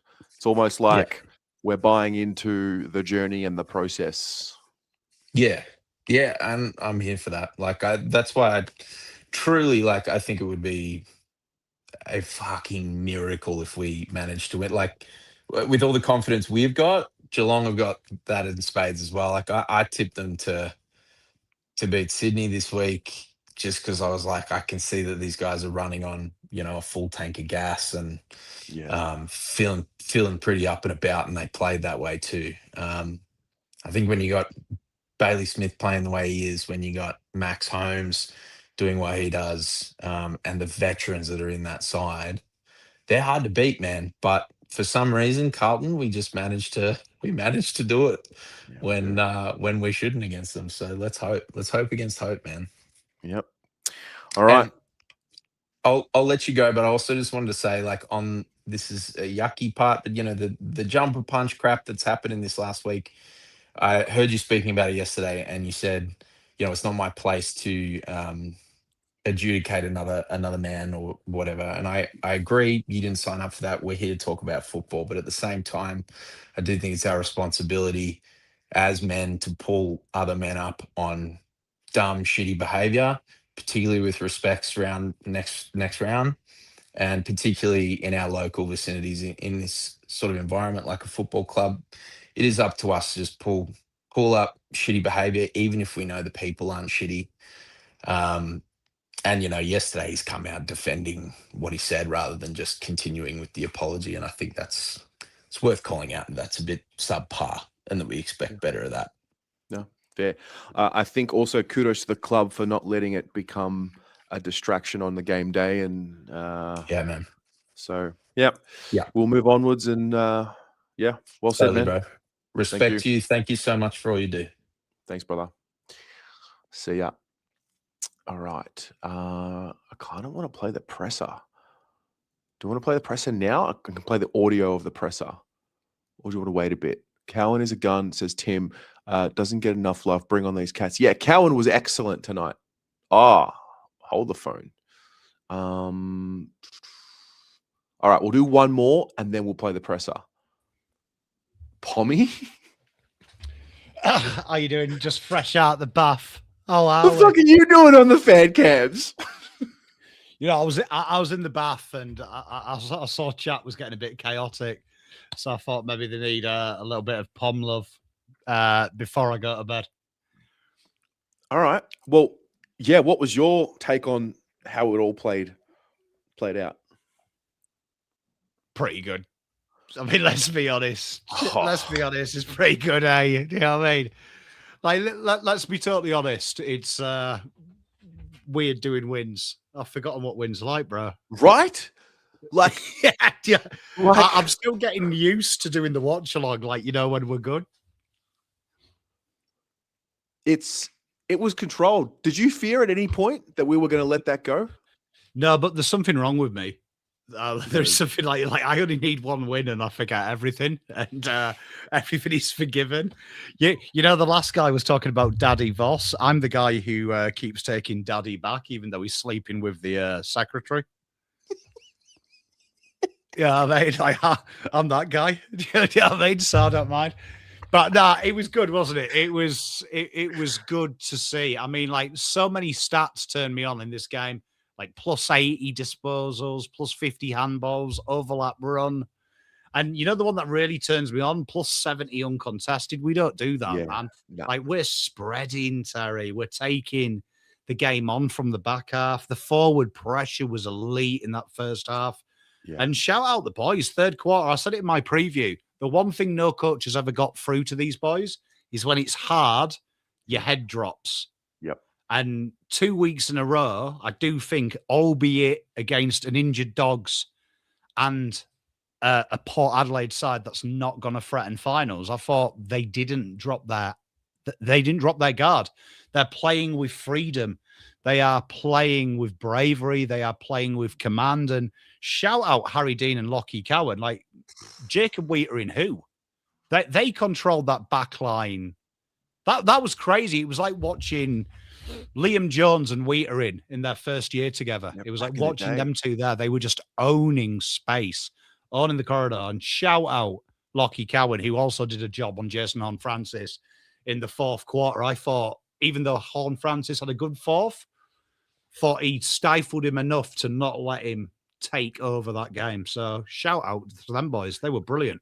Yeah, it's the first time since, I'm going to say, when did Wiedering start really controlling games? Maybe like 2019, 20. It's like the first time since then that I can now go into a potential game and he doesn't play and I don't absolutely shit myself. I mean, you and I spoke about Harry Dean. It's like sometimes you just got to put the kid in the deep end and see what he's made of, give him the responsibility. His first quarter and first half, unreal. And you know what's amazing is that third quarter, what was it? We were like 1-6, like we still had the opportunities. Yeah. It was 1 goal. It was 1 goal 4 to 2 goals 2 in the third Yeah, quarter. yeah, that is Carlton DNA for the last 2 years. We lose that game. We have the opportunities to kill the game, and then they kind of go into that fourth quarter with the mindset of we should have won that, we should have killed it.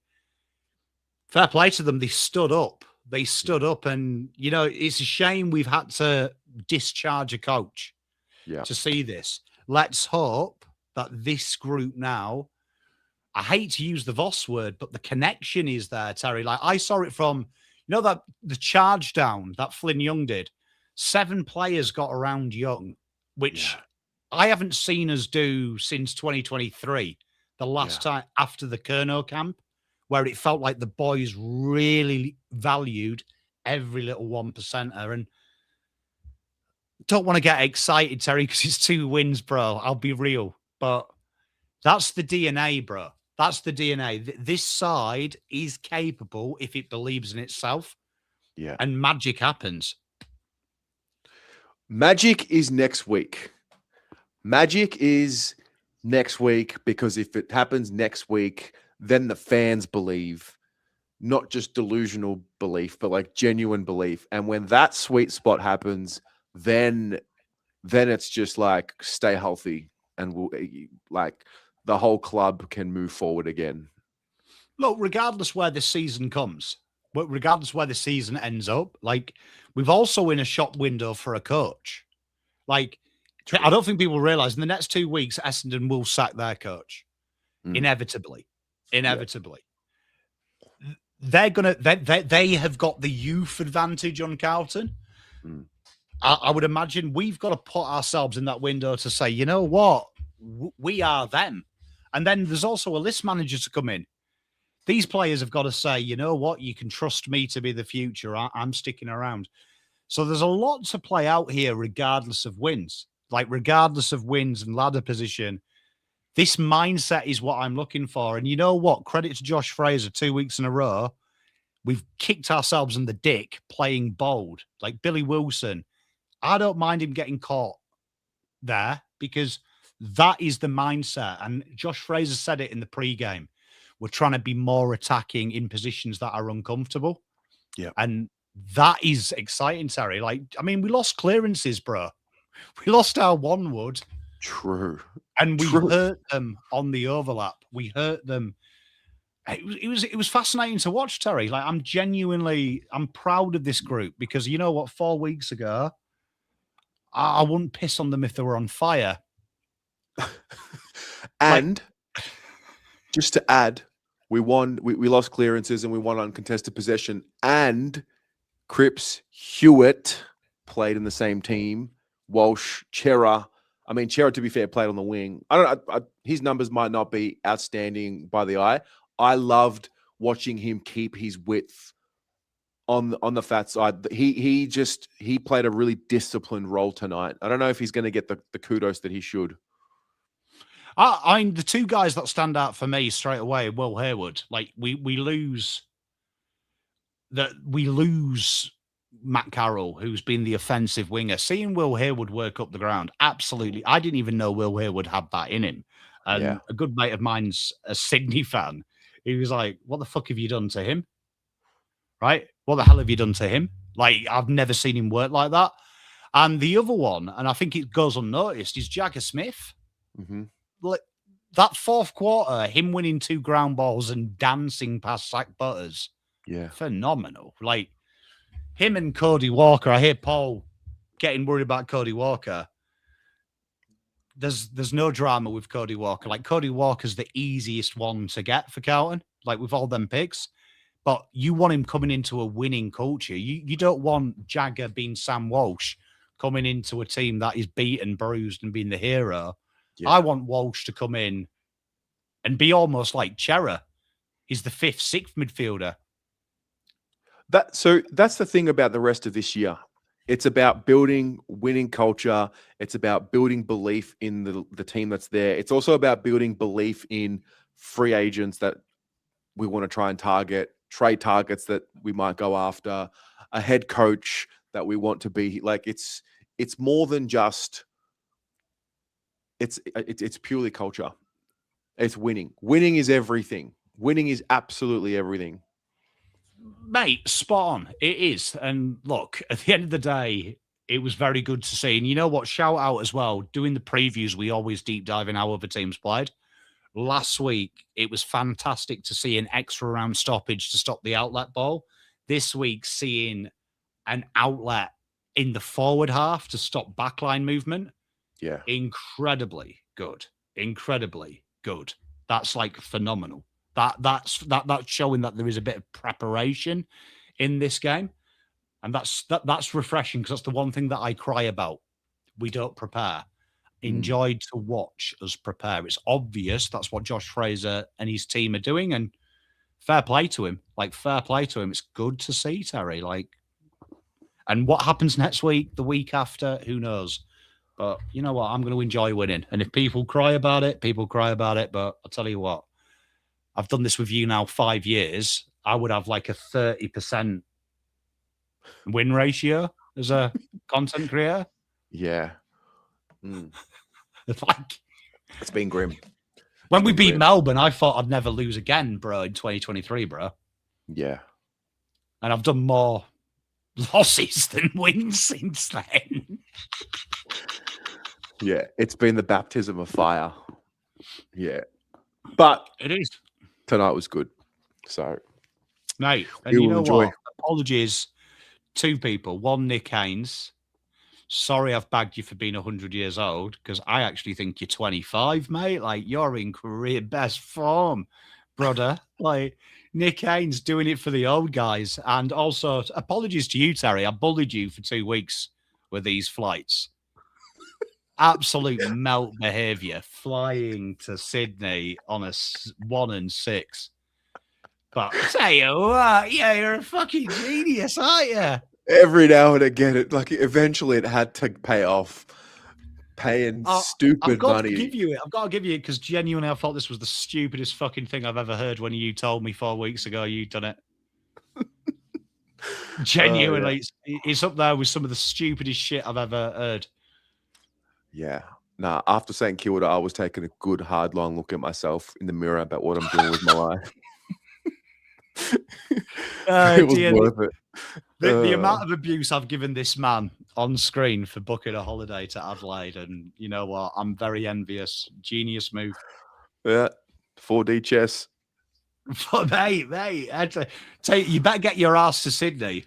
Oh, I'm going to Sydney. I'm going to that GWS game. I'm atoning for the sins that I made in 2021. And yeah, I'm booking flights as soon as... You know what? Mrs. Pom's going to hate me, but have you noticed since I've spent money on my office, we keep winning? I'm going to have to buy a big up. Going to have to buy another camera next week. Go again. Whatever's working, keep doing it. Mrs. Pom, why can't we eat this week? But Pom's got fucking 8 cameras. Oh, man. So good. You know what? God bless. Love you all. And thanks, Pommy. Can't believe we're going on a generational run for finals. Generational Carlton run. Go Blues. Mate. Go Blues. See ya, bro. Jeez, Pommy on the fan cams. That's unbelievable. Smart Giblin with the $8. Gov's running was outstanding tonight. Enjoy the rest of your Adelaide weekend, mate. Thank you very much, mate. And good to spend some time with you earlier today and to meet you. All right. So what I'm going to do is I am going to play the presser, the audio, and then I think it goes for 9.5 minutes, and then we will return with some more guests. There's quite a few of you still in the waiting room, so I will share my screen, but then I will put I'll put the Blue Abroad membership link over as the overlay, and then we will listen to the presser. So a phrase. I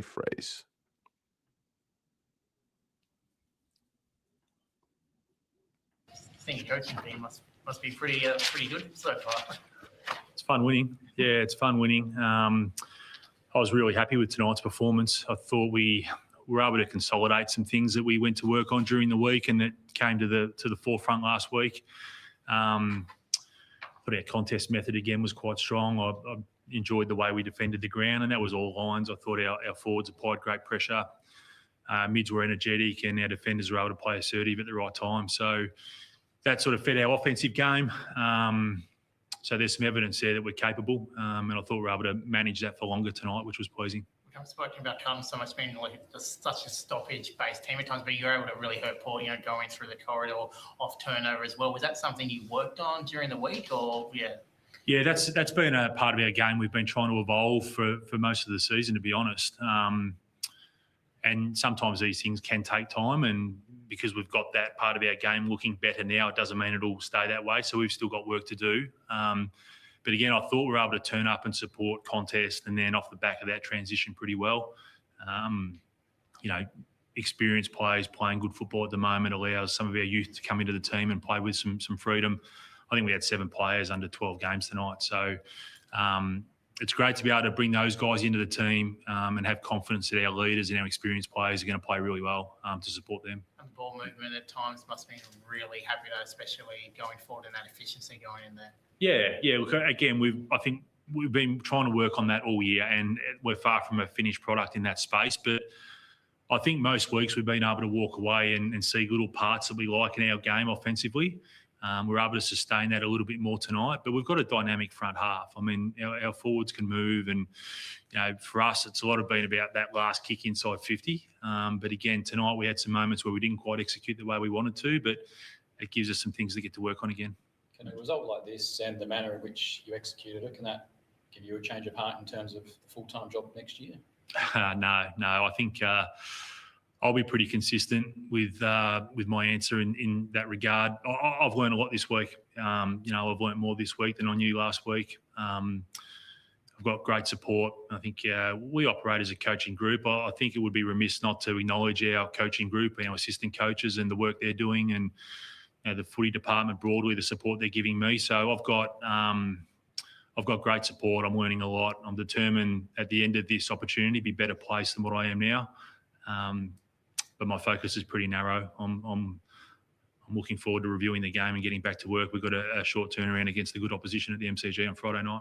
Just when you say you learned a lot, can you expand a bit on that? What has been the main learnings for you in the last week? Yeah, well, it hasn't all been game day. Some of it's been the week and what the week of this job entails. So, you're exposed to different things throughout the week, maybe some more decision-making, some more conversations. So a lot of learning in that space. It's probably the first week we've had a chance to make some adjustments to the program. And then, look, I've been fortunate in the past to have coached my own teams, but again, just being able to work with your people game day, both in the box and at ground level. So, I'm always learning, and, I'll get a chance to review the way I went about it tonight. You mentioned your leaders before. Patrick Cripps' first half was, it's probably no surprise that he can do that, but just the impact or the influence that he's had on you since you've taken over. I mean, are you leaning on him more than before, or is... I'd like to think we're supporting him as a group more, and maybe Cripper doesn't feel like he has to carry the burden of everything and everyone and every problem on the field. We're trying to set him up to be really good at what he's good at. So his contest work's been elite. His leadership on field's been fantastic. He's making others around him better. And for me personally, I've really valued the conversations we've had around where we're trying to go, how we're going to get better. And he's driving that incredibly hard, along with other leaders, but he's clearly at the front, leading the charge there. So, he's been important for us the last couple of weeks. And again, I think it's important we acknowledge that he's making others around him better. It probably helps Cripper that we have someone like, obviously Sam had a great game there, but Jadio, the kind of dynamic that he's, added in there, and as such a young man already. Yeah, he's exciting, isn't he? He's incredibly driven to be a great player, and he's in a hurry, which is exciting in itself. He's assumed some leadership in effectively his first year of football. I mean, we know he missed the entirety of last year, but I just love seeing his growth game day. He's starting to grow in confidence. He's starting to build trust with his teammates around him.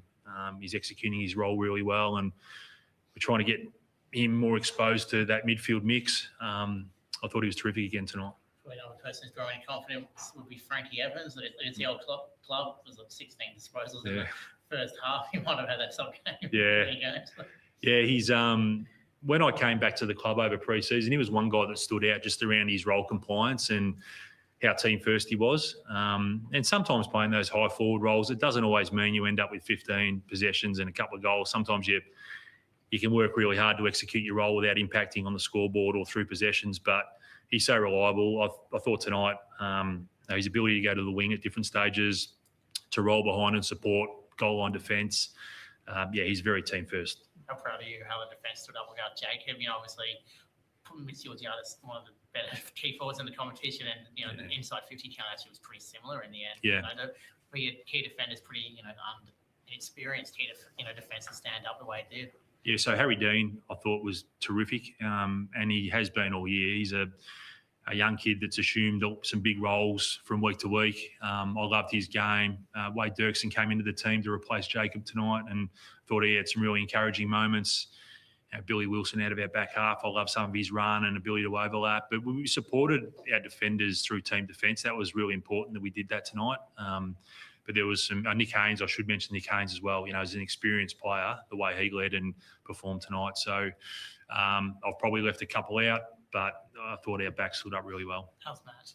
Sorry. How's Matt, Karen? Yeah, so we'll obviously didn't take any further part in the game once he came off. He will have a scan at some stage in the next couple of days.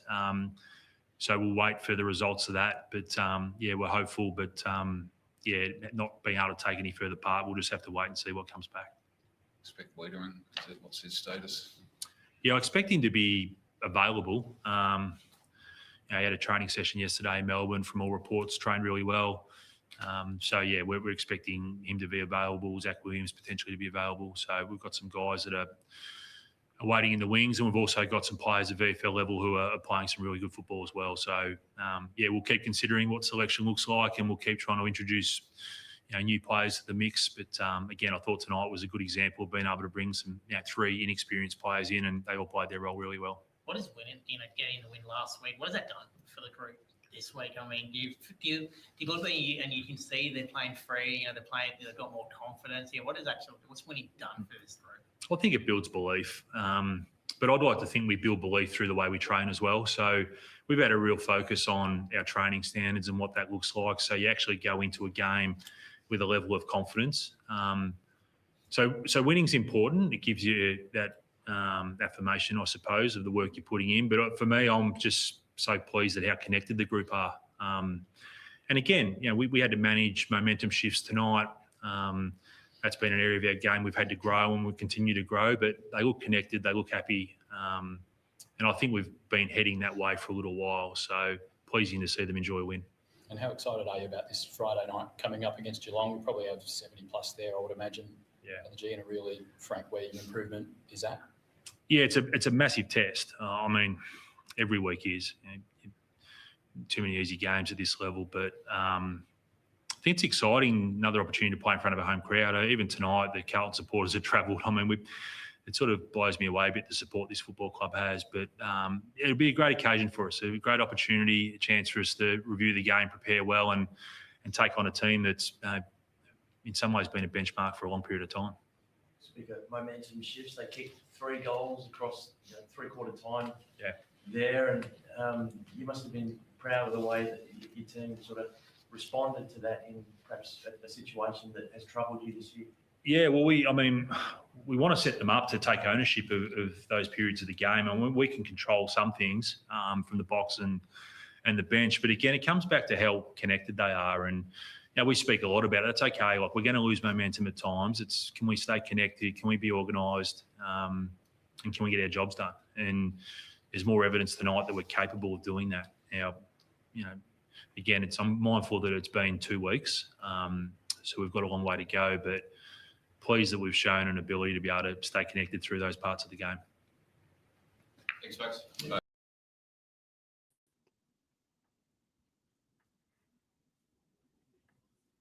Josh Fraser. Wow. A breath of fresh air, isn't he? All right, let's continue the fun. The ball of truth. Hey, what's going on, man? The fucking ball of truth on a Saturday night. Fucking up the baggers. Get in here, you fucking come on, man. How good was that? Bro, tell me what it was like at the stadium. Just the best. Like, honestly, Honestly, Where like, were you just sitting? the best. I was sitting like where the 50-meter line met the boundary line. Level two? Level 2 on the bench side. So where the benches were, Nice. they were to my right. So I had a Yeah. nice bit of elevation. I had an amazing seat, had amazing spot. I bumped into Carlton fans. I don't know, something about this interstate trip. This was a different one for me. Every single Carlton person I saw on this trip, I was giving out Go Blues. I was getting them back. Like, it was just good, man. Nice. The vibes are buzzing, man. The energy's changed. How Yeah, good is man. it? It has. Man, It was needed. If there was a mutual watching tonight, they didn't know the story behind this season or where the ladder positions were, and they were looking at this game, Yeah. they would think that Carlton was like an elite team. That's the way we played tonight. Seriously, it was incredible. And like, I'm so used to thinking and saying that our skills have been atrocious, our entries have been atrocious, our fundamental skill, like, we're just not good enough. And then in the last 2 weeks, last week it was good, and this week it was very good compared to the rest of the season. I don't know. I know Fraser in his first press conference actually mentioned it, that's what he wants to work on. Yeah. So we've got to give him credit there because he's done something, man. It's crazy at the moment. Yeah, I'm just the replay's on right. This is great. I got the fucking replay on right now on the television. It's so good. Jack Ison's first goal. Get in, mate. Mate. Get in. How about his assist to Taylor Byrne on the boundary? Sells some candy and then just spears it to him at the top of the square. With the composure. Yeah, man. Yeah. So unbelievable. But the youngsters tonight, all of them, like Francis Evans' best game this season, Cowan's best game, Harry Dean's best game, I believe. He was unbelievable, especially in that first half. He was the balls on this guy. He leaves his man. It's like he reads the play 10 seconds ahead, and it happens weekly. It's not just tonight. Yeah, he was ridiculous, man. Billy Wilson taking the game on in the middle. Like, these guys, they've just been given the go ahead and the freedom to just go bang through the middle. It's remarkable to see, and the energy's infectious, man. It's crazy at the moment. Yeah. No. What did you see from your lens tonight where you're like, oh, shit, that's different? Handballing out of danger. Like, getting ourselves out of danger. So often, man, this season, like from the first 9 weeks, when an opposition player was tackling us and our players on the ground trying to get that handball out, we almost hit it perfectly tonight to a man. The awareness was there, whereas other weeks that handball would be like slightly off, turnover, or there was actually no one there. It's like they were just anticipating every single move. That's what I got out of this game. And yeah, I don't know. I was scared though when I messaged you. I'm like, I think Port Adelaide, Billy Wilson or Flynn Young had missed that chance. Then, yeah, he could have popped it over the top. I can't remember who was in the square. Yeah, look, I'm going to forgive him. And you know what? He's been the emergency, so he needs more game time, and he'll probably get there, so he's fine. But then I did get worried, man, because Billy Wilson, the next Jordan Sweet missed one, then Billy Wilson got caught holding the ball to Durden, and then they kicked it. So they kicked 2 goals in a row. The fourth quarter starts, they kicked that early one, and I'm like, fuck, don't do this to us. And I'm thinking, nah, no way.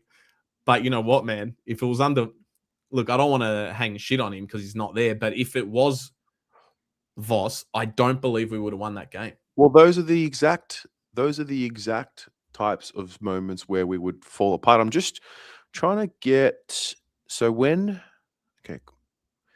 Marshall kicks a goal from 50 early in the fourth. Port kicked the goal.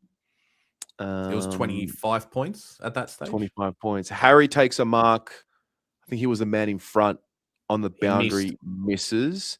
It was Francis Evans. That's the one that got us going on his left. Yes. Yeah. See, we wouldn't have kicked that goal usually. Yep. We needed that settler. That settled everyone, the nerves. And then I think the next play, was Jagger sprinting out of the middle and finds Harry Mackay lace out. Yeah. How many times tonight did we actually hit a target inside 50? Like clean. It was great. Changing the angle, using the fat side, kicking in space, running in space. Did you notice anything different out there, like watching from that view that you were in, as opposed to other weeks? Well, what I noticed tonight was, you touched on it, how we got ourselves out of traffic with handball chains. And I mean, we were quick. We were a quick team. We played Adelaide at the Adelaide Oval earlier in the season, and we played a team that was tall. Sorry, we fielded a team that was tall. We played Hudson O'Keefe that night. Tonight, we played a relatively small team compared to Port. They were looking to stretch us. They played Marshall as the forward tonight, and we were just quicker than them. We were more nimble. We just had more answers. We were all the things that we've been getting beaten by. We were that team tonight. Yeah, true. Seriously, we were. It was like I can't remember the last time we won a game without Wiedering, and a lot of talk was about that going into this game. I don't know if anyone knows the last time we won a game without Wiedering. Without Wiedering. But like no one noticed that he was gone. Like Dirksen came in and just like he had played 50 games in a row tonight. It was great. Harry Dean kept Georgiades to 1 goal. The Harry Dean matchup on Georgiades is a fascinating confidence boost for him and for everyone as well, because now Wiedering, if he's banged up, like, so I reckon he's played injured. I reckon he's played hurt for many years. If he ever just needs a bit of a freshen up mid-season, he can just take it. That's important, because 100%. I think 12 months ago, 2 years ago, we were all saying, fuck, like if Wiedering doesn't play, like we're in massive trouble. So true. Tonight's the first time we can start thinking about, okay. You start thinking of the future, because, Harry O'Farrell's going to come back into the team later in the year, maybe. Now there's like key position defensive options. Wiedering, O'Farrell, Harry Dean, Lewis Young back up. Dirksen comes in, plays a role. Yeah. The lid might be off if we beat Geelong, man. I don't want it to be, because I don't want to get my hopes up. But I do. The way, the way I'm feeling, like I think everyone's buzzing at the moment. But Atush, I know you're in there thinking that we're going to smash Geelong. He always is. But yeah, man, I think next week's, like you said, it's going to be the one. Let's see. It's the one. Let's see what we're about. It's the one. Next week is the one where the fans have been yearning for, something positive to get behind, and it's arrived. This is our moment. We could shock the world next week and beat Geelong at the MCG after they've beaten Brisbane and after they've beaten Sydney. Like, we could shock the world. Fuck. You look at the fixture and you get excited, don't you? We're crazy enough. We're that weird club that could do it next week. We could do that next week. I know we could. Are we? Yes. Well, we've done it before. Yeah. So maybe that energy is still there. Who knows? Can't fucking wait, man. I just know we can make that place rock next week. I know it. It's in my bones. Yeah. MCG home game, Friday night. Come on, mate. Get down, everyone. Seriously, we gotta be loud, like semi-final Melbourne loud. Yes. Oh, yeah. But nah, good stuff, man. I hope you enjoyed the game, enjoy the replay, and get some sleep after this. I will. Thanks for calling in, Thank bro. you, bro. Cheers, man. Have a good one. Man. You too. All right, let's move along. We will go to Braden. Braden? Terry. Oh my God. What? I've been here for, 2 hours of falling asleep. Jesus Christ. What can I say? The Blues are back. The Blues are back. Sorry, mate. I didn't realize you were asleep. It's all right. That's brilliant. The Blues are back. And I have to admit, and if you can't tell, I'm joined here by Harry Dean behind me. What a brick wall, I tell you. I have to say, I think he could be just as good as Harris Andrews. I think he's that level. That in what? What game would that be? Like his third game or something? I can't recall exactly. I'm thinking back. Harry Dean. I'll tell you now. Harry Dean, who wears the number 35 for the Carlton Football Club, son of the great man, the great premiership player, Peter Dean, just played his 9th game. 9th game. There you go. He looks like Harris Andrews, even more than Jacob Wearing. I think Harris Andrews has been probably the key defender since Alex Rance. I think he could be that good for the next decade. He just looks that solid. Gave Georgiades, who you could even argue in some ways is probably the best key forward even in the game to a degree. That's how good he was tonight, I think. Him, Jack Ison, the class in that kid, the composure even. God, we've gotten very fortunate with him. Billy Wilson, Ollie Florent, the transition game has just improved out of sight, out of mind. It's just been brilliant to watch. And Florent, he's a guy who at Sydney's probably been a B, C grade player for us. I reckon he could be, heck, dare I say, an A grade player, almost that Josh Dacos sort of role for us, I reckon. Yeah. No, Florent is a really interesting one. He's a lot tougher than what I gave him credit for before he played for us. Yeah, I think, dare I say it, maybe after Cripper or that, he could even become captain one day. That might be a bold take, but I reckon there's even that in him. I think he's a very tough guy, but you just see the class of him shining through now. And how much Josh Fraser has changed the game plan. I don't know whether it's him or maybe it was Vossi, but whatever has happened in the last 2 weeks, it's really showing through Florent. And him and Wilson, if you look at even that game against Brisbane, him and Billy Wilson were hardly involved in that comeback. Like they only had, I think, combined like 4 score involvements between them in that comeback. So even though we had a decent game that game, even the change in that timing just shows we become that much better of a team within 2 weeks. So the many interesting things about tonight, we kicked our first 8 goals. We were 8 straight, and that's just not something we've seen much of. We've actually been very wasteful early in games. Correct. So look, we played the perfect away game. Kicked goals early, so didn't let the crowd get confidence, didn't let the crowd get up and about early. We kicked on, we continued the form, we kicked the first couple of goals of the second quarter as well. It feels very rare to say that for a Carlton side, to be honest. Yeah. And then in my lifetime, you'd very rarely say that. Yeah. And then in the third quarter, it was just controlled. No goals were kicked until I think the 15-minute mark of the third quarter. So just absorbed and controlled. And I have to say as well, Lockie Cowan, he's improved a lot. I think I thought he could be more of that halfback sort of rebounding fully like that, but I think he's taking more on as a defender now and he's taking greater accountability. And I think you're finally seeing he's actually starting to truly develop as a player. And when that starts happening, you start bringing up the base of a team. And I think that's probably been our biggest issue, and it's always been Carlton's biggest issue to a degree.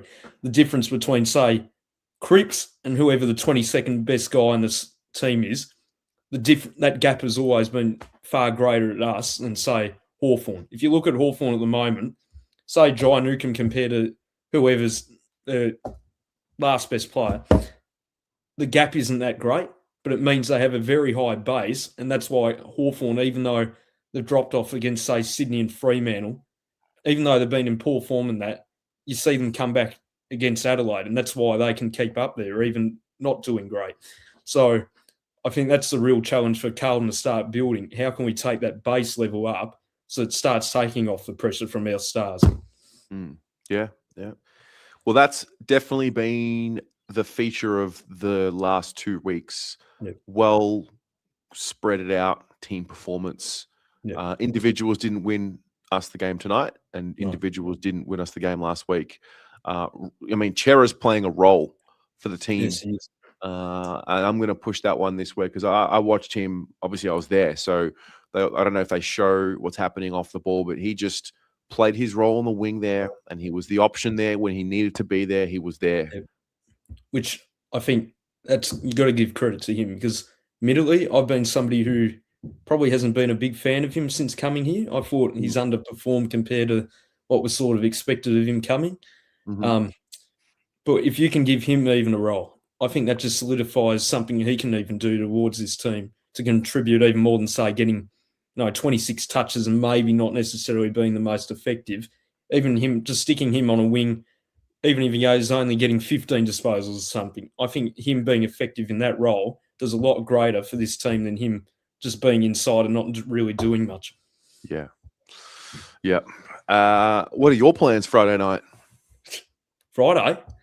Oh, next week. Oh, God.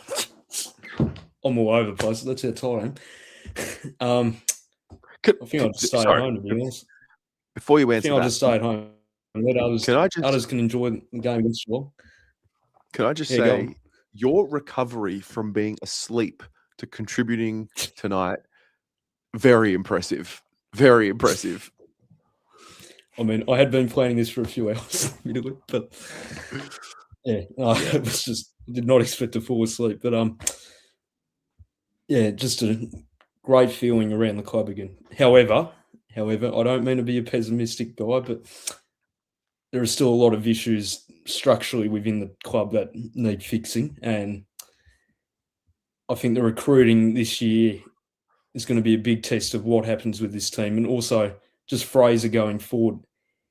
Are we really truly seeing an improved Carlton? Are we really truly seeing an improved momentum from those guys, true development, or is this just the bump from having a new coach for a period of time? So that's what will be the biggest test. And if we get through at the end of the year, doing pretty well, I think recruitment will tell that. Do we are we still considering, who knows whether we truly are, but this talk about Cripper leaving, whoever, getting rid of the more bigger stars, cutting them out, is that really going to happen? Or do we actually have enough young guys coming through, etc., to start building a team to even keep those guys and let them play a role? Well, I don't think we'll be trading any of our boys this week, which is nice. Very true. Yeah. Love it. Good on you, I Braden. have to say, before I go, yeah, I've got this tequila still sitting here, just like Joe had his scotch. Give us a cheers, mate. We'll do. Cheers, guys. Thank you. And I hope you had the time of your life, Terry, there in Adelaide. Thanks, mate. Go Blues. Go Blues. Oh, good. All right, let's go, Billy. Billy? How are we, Terry? What a win. We are good, mate. How are you? First time on the fan cams, I reckon. Nah, I've been on once before. I think we were chatting about Elijah Hollins or something a while ago. Oh. Maybe a year ago, but yeah, it's been a while. Mate, what'd you think of tonight? Well, I was just thinking to myself, even before Bossy went, I was thinking it's not as bad as people thought, like you got Dean down back, you got Cowan down there developing nicely, you got O'Farrell to come back, Wiedering will stay, I'm sure. You got Jagger and Walker to come in the midfield with Walshy and Cripper. And, Ison developing beautifully down forward with, Kempy and Haywood. And, we got a fair bit to be happy about, I think. And I just think good to put things in perspective with a couple of wins. But I think it's not as bad as it looks for a prospective coach coming in. It's not. It's never as bad as it seems, never as good as it seems. I just think, that they needed some clear air. Yeah, absolutely. Clear air. We just, for whatever reason, we couldn't put one foot in front of the other without having some sort of stress reaction and pressure externally coming in. And look, the thing is, we can't keep moving. We can't move forward if we can't deal with pressure. That's right. Having said that, the level of pressure and scrutiny and anxiety and stress that gets put onto this club is very different to most. So somewhere Isn't in it between. what? Yeah. What else did you take from tonight? I was just really impressed with our leaders as well, like Haywood, Cripper, Walshy. It's amazing what happens when your leaders have a bit of clear air, like you said, and just can go out there and strut their stuff like we know they can. And and it was really clinical. And Mackay as well was just magnificent tonight, I thought. Where'd you watch the game from? I went to my dad's house like I normally do if I'm not watching it at the game, but I'll be there next week. I'm going with a bunch of workmates that are Geelong supporters, so I'm keen to get a win. Are they winners' glasses? They are winners' glasses, mate. Yeah, you need to do it when you've had a couple like me tonight. You've got to put the glasses on after a couple, I think. Well, mate, I appreciate you calling in and sharing with me. All right, mate. I'll see you later. See you, Billy. Very good. All right, Nick. Can't hear you.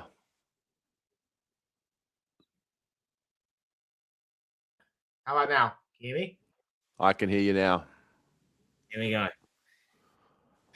Fuck, it's good to win a game of footy, isn't it? It is good. There's nothing like it. Nothing. Oh, man.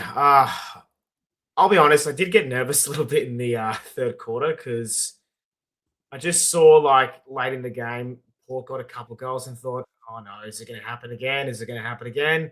But then fourth quarter, something happened. We just sucked in the pressure and bang, just rope-a-dope, played Port like a... Mate, it was almost as if all the failures of early this season had prepared them for how to control the fourth quarter tonight. And also, there were so many players who played tonight who don't have the scarring. No, they don't. Even some of the young guys, like Wilson doesn't have that much scarring. Ison, because he just came in last week. I wouldn't say Jagger has that much scarring, but again, he showed his composure. And I just want to say this, keep Jagger in the midfield. I don't want to see him in the forward line. I don't want to see him at halfback.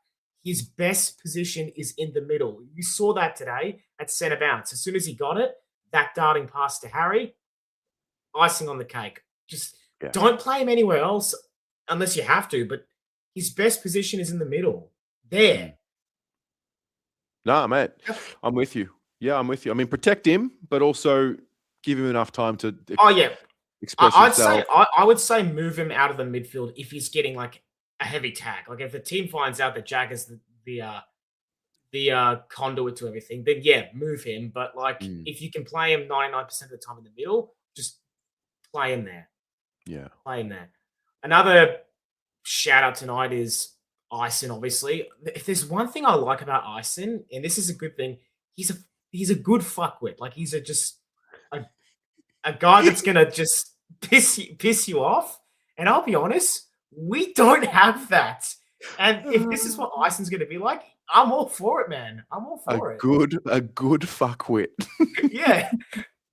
Let's go with that. How about it? Let's go with it. Oh, that's too good. That's too good. Yeah. I like his game. I thought you can see that even though he's such a young player, his composure is just brilliant. Like, how old is he? 19? Who's that? Jack Ison? Yeah. Is he still 19 years old? Or I'll tell you right now. So Jack Ison, he wears the 30. He is, he's a baby. He's 19 and his date of birth is the 26th of March, 2007. He will not be 20 until next year. But he doesn't play like he's 19. That's wow. the thing. He's gonna be a gun. Oh, I don't know if he'll be like, whatever Brownlow superstar. He's gonna be I think this year has been he's gonna be special. He's gonna be special. Well, I think this year has been about, can you find kids that are definitely gonna make it at the level? Harry Dean will make it at the level. Jagger Smith will make it at the level. Jack Ison will make it at the level. Yeah, and the other thing I was pointing out is Taylor Byrne, Billy Wilson, Harry Dean, Jagger Smith, Jack Ison, and then you got Walker coming through. That right there is your spine. Remember that clip of Bolton doing that, this is our spine going forward? If you want to make a new spine now, that's the spine right there. I think if you can just build around those young players going forward, then all the current ones that are eventually going to go at some point, you've got nothing to worry about. Yeah. The other thing I was actually like looking at today's game was when I saw the leaders went out, it was like, oh shit, one of our leaders is gone. how is the defense going to handle the likes of Georgiades, Whitlock, and Marshall? No issue whatsoever. No issue. Mm. And it's just credit to them. They stood up, they handled the pressure, and they did not fault under any pressure at all. It sucks for Matt Carroll. Like as soon as I saw him grab his knee, I was like, oh, just sucks for him. I wish he was there, but hopefully it's not too long. I think more than anything with Weeders, it was about freshening up his mind. Yeah, that too. More than anything, yeah. So, I mean, Akers could have played. They didn't play Akers. There was a bit of talk about, Akers deserving his spot, but no, they backed in the kids. They backed him in. I mean, Akers may now come back in because I think so. Yeah.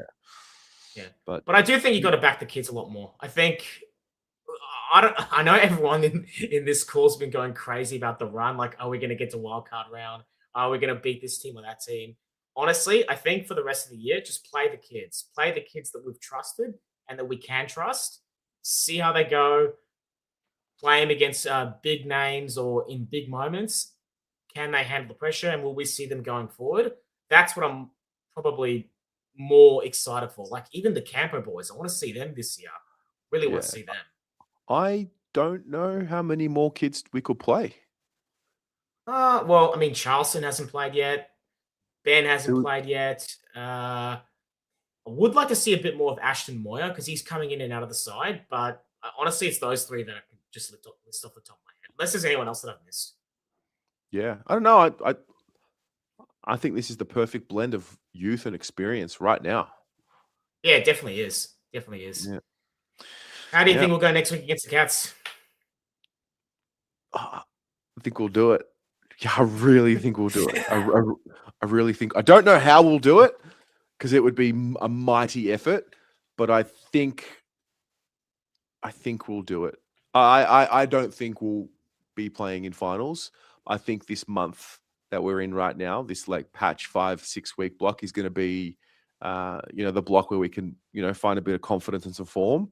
And then we've got a pretty good fixture for that. So yeah, I agree. Yeah. So, but yeah, no, I think next week could be a really special night for everyone. I mean, we have become the Cats bogey team for quite a bit. So I don't know. Maybe I'm just going to call the Jets, see how we go.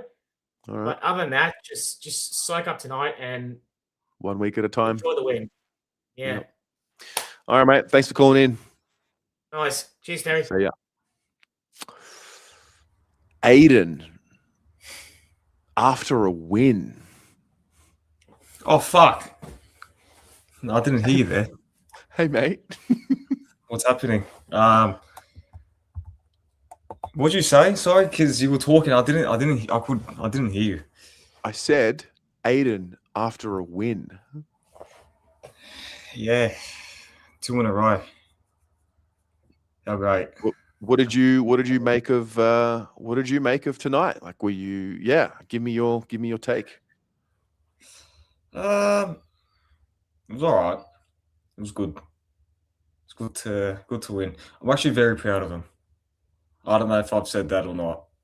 Yeah, because the fact that we went in there without probably our most important player in Wiedering, when I think over the last couple of years or so, there was a narrative amongst the fan base, and I think I was one of them saying if Wiedering isn't playing, we're fucked.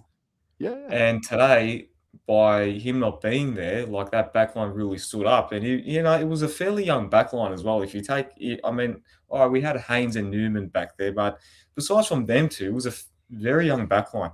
Yeah, is very inexperienced. Yeah, with each other, which just goes to show what a game plan, a good game plan that people buy in can do to a football team. Oh yeah, that's exactly right. And I think a player that caught my eye today that was very good. I thought Dirksen played a very solid game, to be honest with you.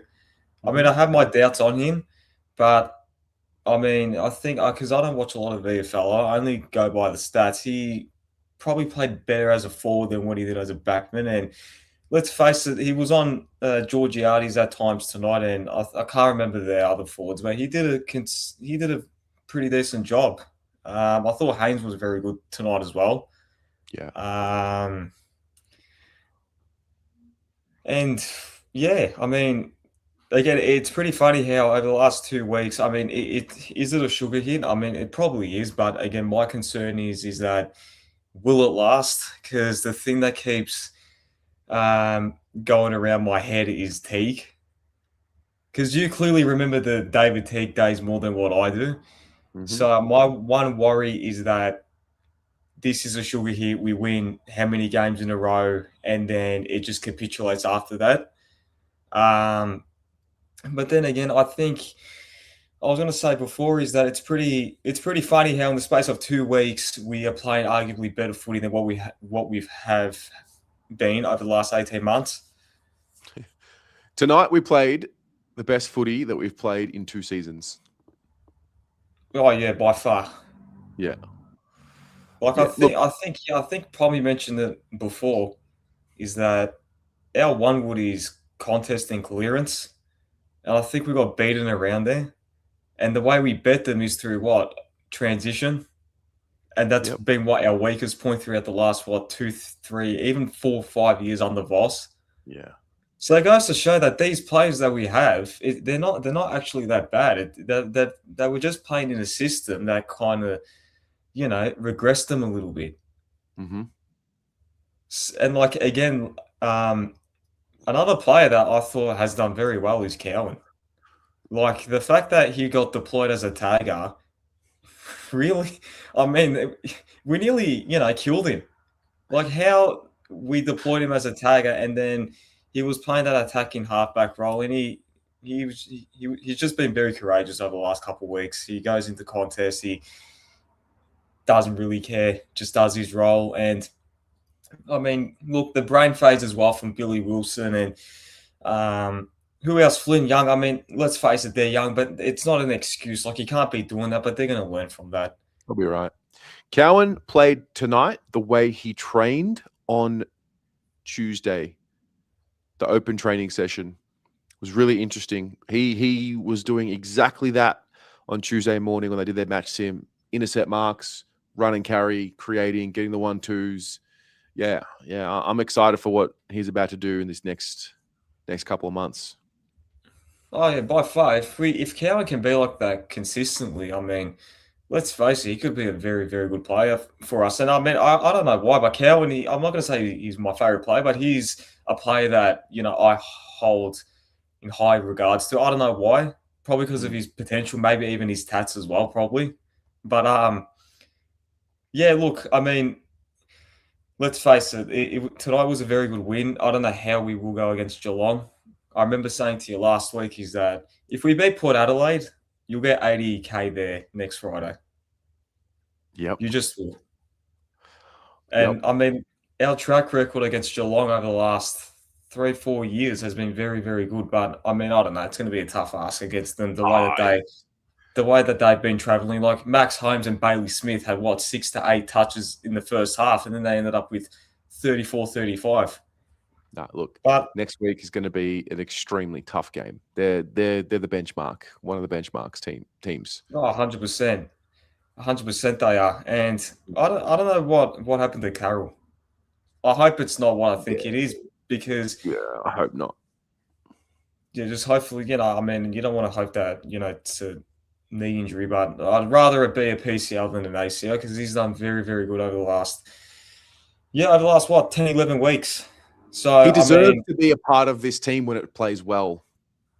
Oh yeah, 100%. But who replaces him, Akers? I think he probably won't play next week. Probably, or you just roll with. Oh, okay, no, you definitely bring someone in. Do you just bring in Lucas? Nah, I don't think so. He hasn't played a lot. True, no, Lucas hasn't played yet. He hasn't been cleared to play in the VFL. He hasn't played football in a good 6 weeks minimum, I think, now. But then again, as you've said over the last while now, even last year, is that you can't, put a lot of youth together. Because I was going to say Ben Camporelli, but I don't think you can. I think I'd go safe and play Akers. Even though, let's face it, he's not really one of my favourites. But again, if we play a lot of youth together, I'm not going to say it's going to disrupt us, but you just don't want to put a lot together, I think, how many did we have today? 7? I think that's enough. 7 players with 12 games or less. 2 of them were mature age, obviously Dirksen and Flynn Young. And the rest, I think, genuine kids. Another player that stood out as well was Chera. I liked him playing on the wing and halfback. Yep.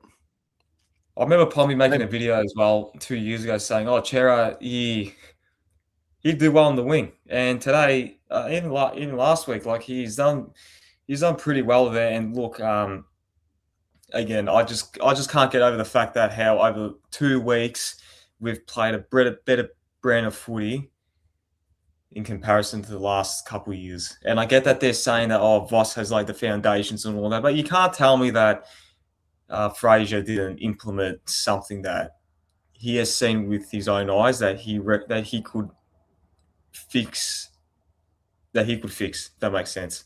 Because what I saw tonight, in particularly, I saw that in preseason.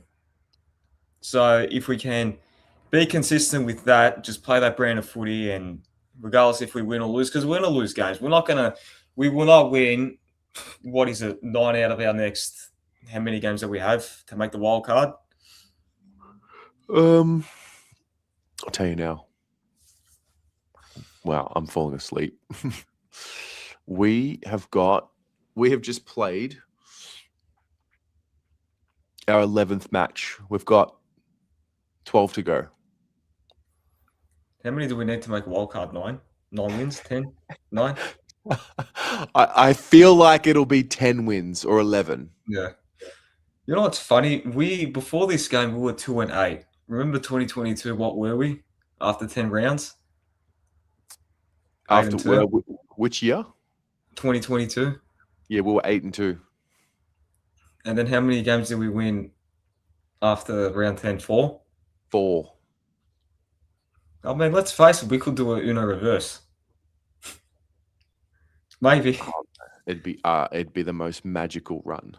We're the type of team to do that. We're that dumb of a club. We're the type to go 2-8, sack our coach, win 9 out of our last how many games, make finals, and then make a prelim. I mean, we're not going to do that, but again, we're just going to keep winning games and play a decent brand of footy. There's some nice things that are falling into place. First of all, we got this list healthy. Then that meant we had a good representation in the VFL. The VFL have been playing good football. They've been building from the practice matches till now. They've now won 5 games in a row. We've now fed players from the VFL into the AFL. They've shown that they can handle at the level. We've had players go from the AFL down to the VFL and then back to the AFL. Guys like Taylor Byrne, go back, work on some things, come back, look better, look more at home at the AFL level. And then hopefully now we start seeing a bit more in the AFL, a few more wins. Let's say if we go on a decent run, I personally wouldn't give him the job. I just think we'd go back to how we were with Teague. But even though he said that he doesn't want it, I mean, let's face it, if we win a decent amount of games and play a good brand of footy, would you sort of convince him to take it even though he said no? Because I don't think I'd go down that path again.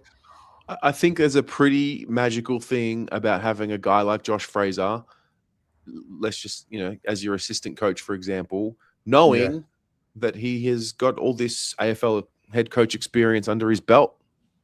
It's great for his development. Because we need to have as best a group of coaches coach the team, not just one messiah coach.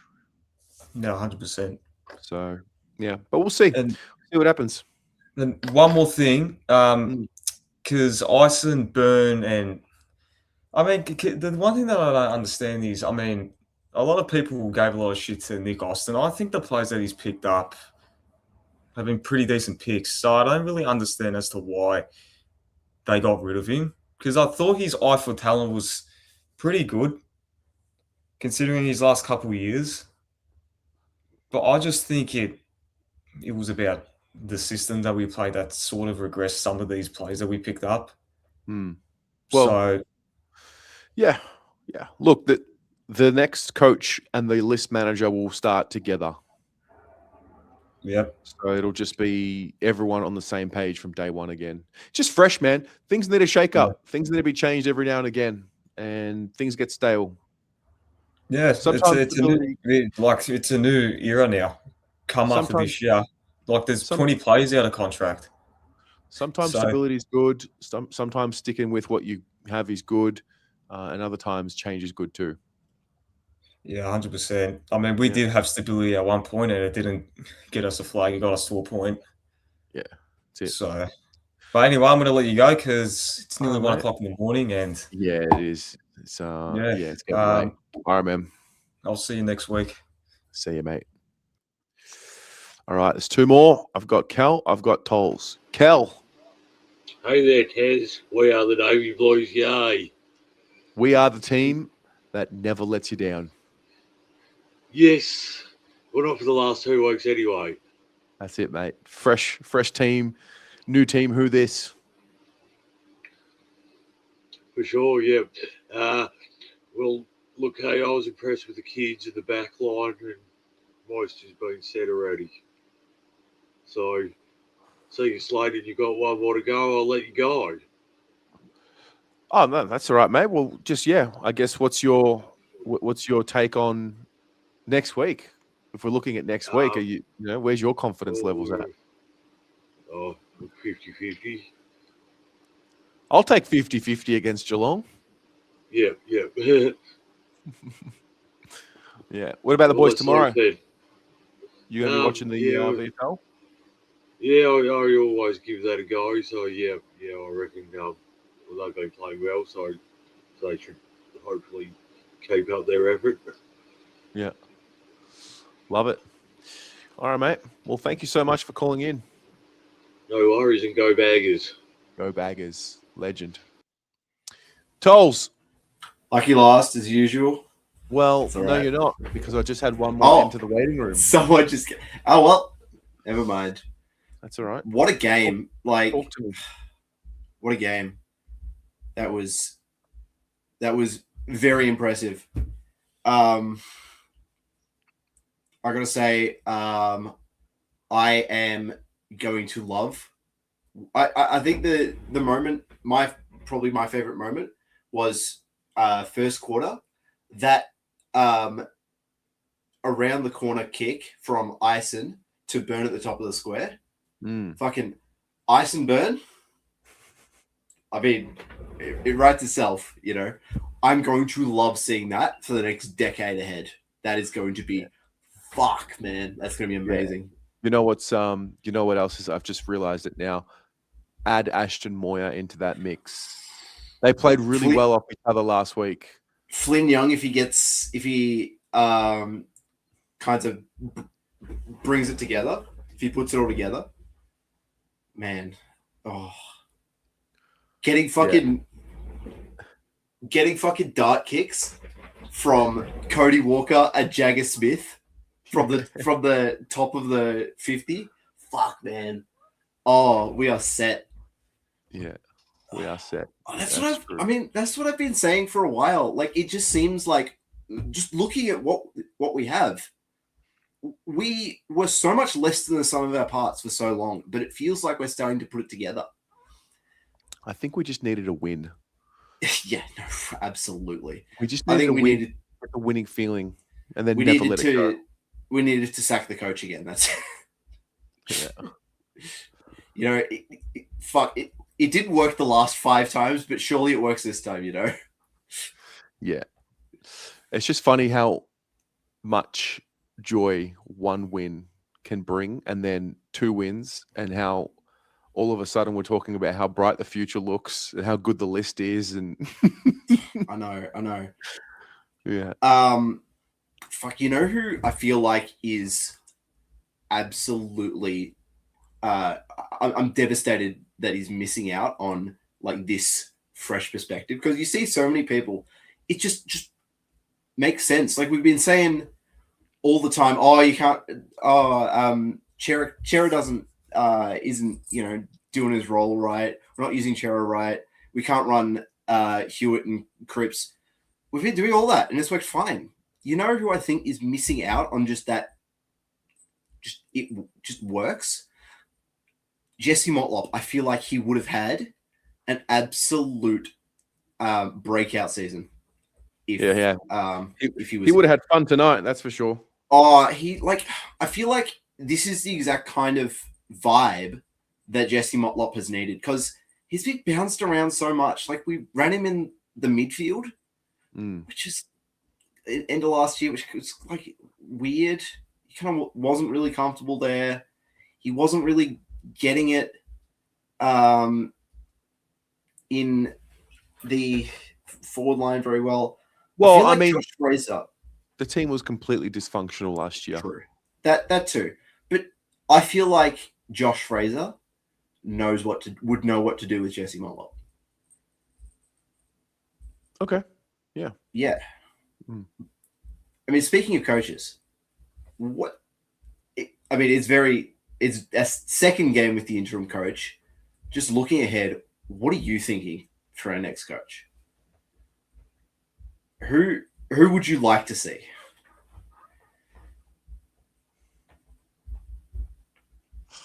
I still don't know if we go down the route of guy who's been a coach before, like John Longmire, or guy who's been in industry for a while but hasn't coached before, like Hickmott or Graham or yeah. I think as far as John Longmire, I mean, he left Sydney because of the mental strain, which I mean, if you can't handle it at Sydney, then he's going to melt at Carlton. So it was a bit different because it was like he'd been there for a decade. That's true. Longer. I mean, but my thoughts on Longmire is we need a call from Longmire. We shouldn't chase him for it. If he wants to coach us, absolutely take him. I don't understand what I don't get it. I feel like if we have to chase him and try to convince him to coach us, I don't think it will end well. As far as like motivation works, I don't know. I feel like I might be reading into it too much. But if he calls us and he's feeling like I'm ready for this, I'm liking what I'm seeing here, I want to get back in. Yeah. I think I'd be confident with that. Adam Simpson has been, I feel like he's been the front runner because he's got a bit of a secondary role here. No, he said the other day he doesn't want it. That too. I also don't want Adam Simpson. I'm not really an Adam Simpson. Yeah. The Carlton coach. I'm not in the camp. But I also don't know. I don't know better than what Graham Wright and it's true. The people on I don't have the information that they are going to have, so I don't know. I really trust Graham Wright with this, like 100%. I feel like he is such a steady hand at the wheel for this club. Yeah.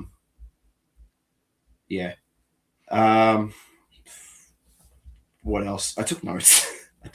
I always forget things at the end of this. I think the other one, Harry Dean without Wiedering, like he was given the reins for the backline and he picked up. That was amazing from him. It was great to see.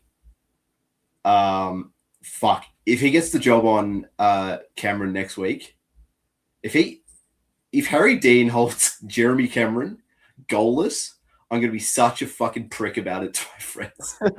What? The scenes. Are you working next week at the G? I am. I'm there. My mum has got tickets as well, so I will be seeing her in the last quarter. All right. Well, mate, I look forward to seeing what our conversation sounds like next Friday. Oh my god! Hey, if the lid wasn't off after this game, it's gonna be pretty off next game. I'm gonna say it. Best believe. Thanks very much, Tolls. Yeah. See you later. See you, mate. Danny. Hey. Let's go, man. Fuck. Danny I'm so boy, Danny boy. Have you dropped drink on you? What's going on there, mate? Yeah, man. I just had a shower and my little one just woke up and just a wet wipe, man. Fair That's what enough.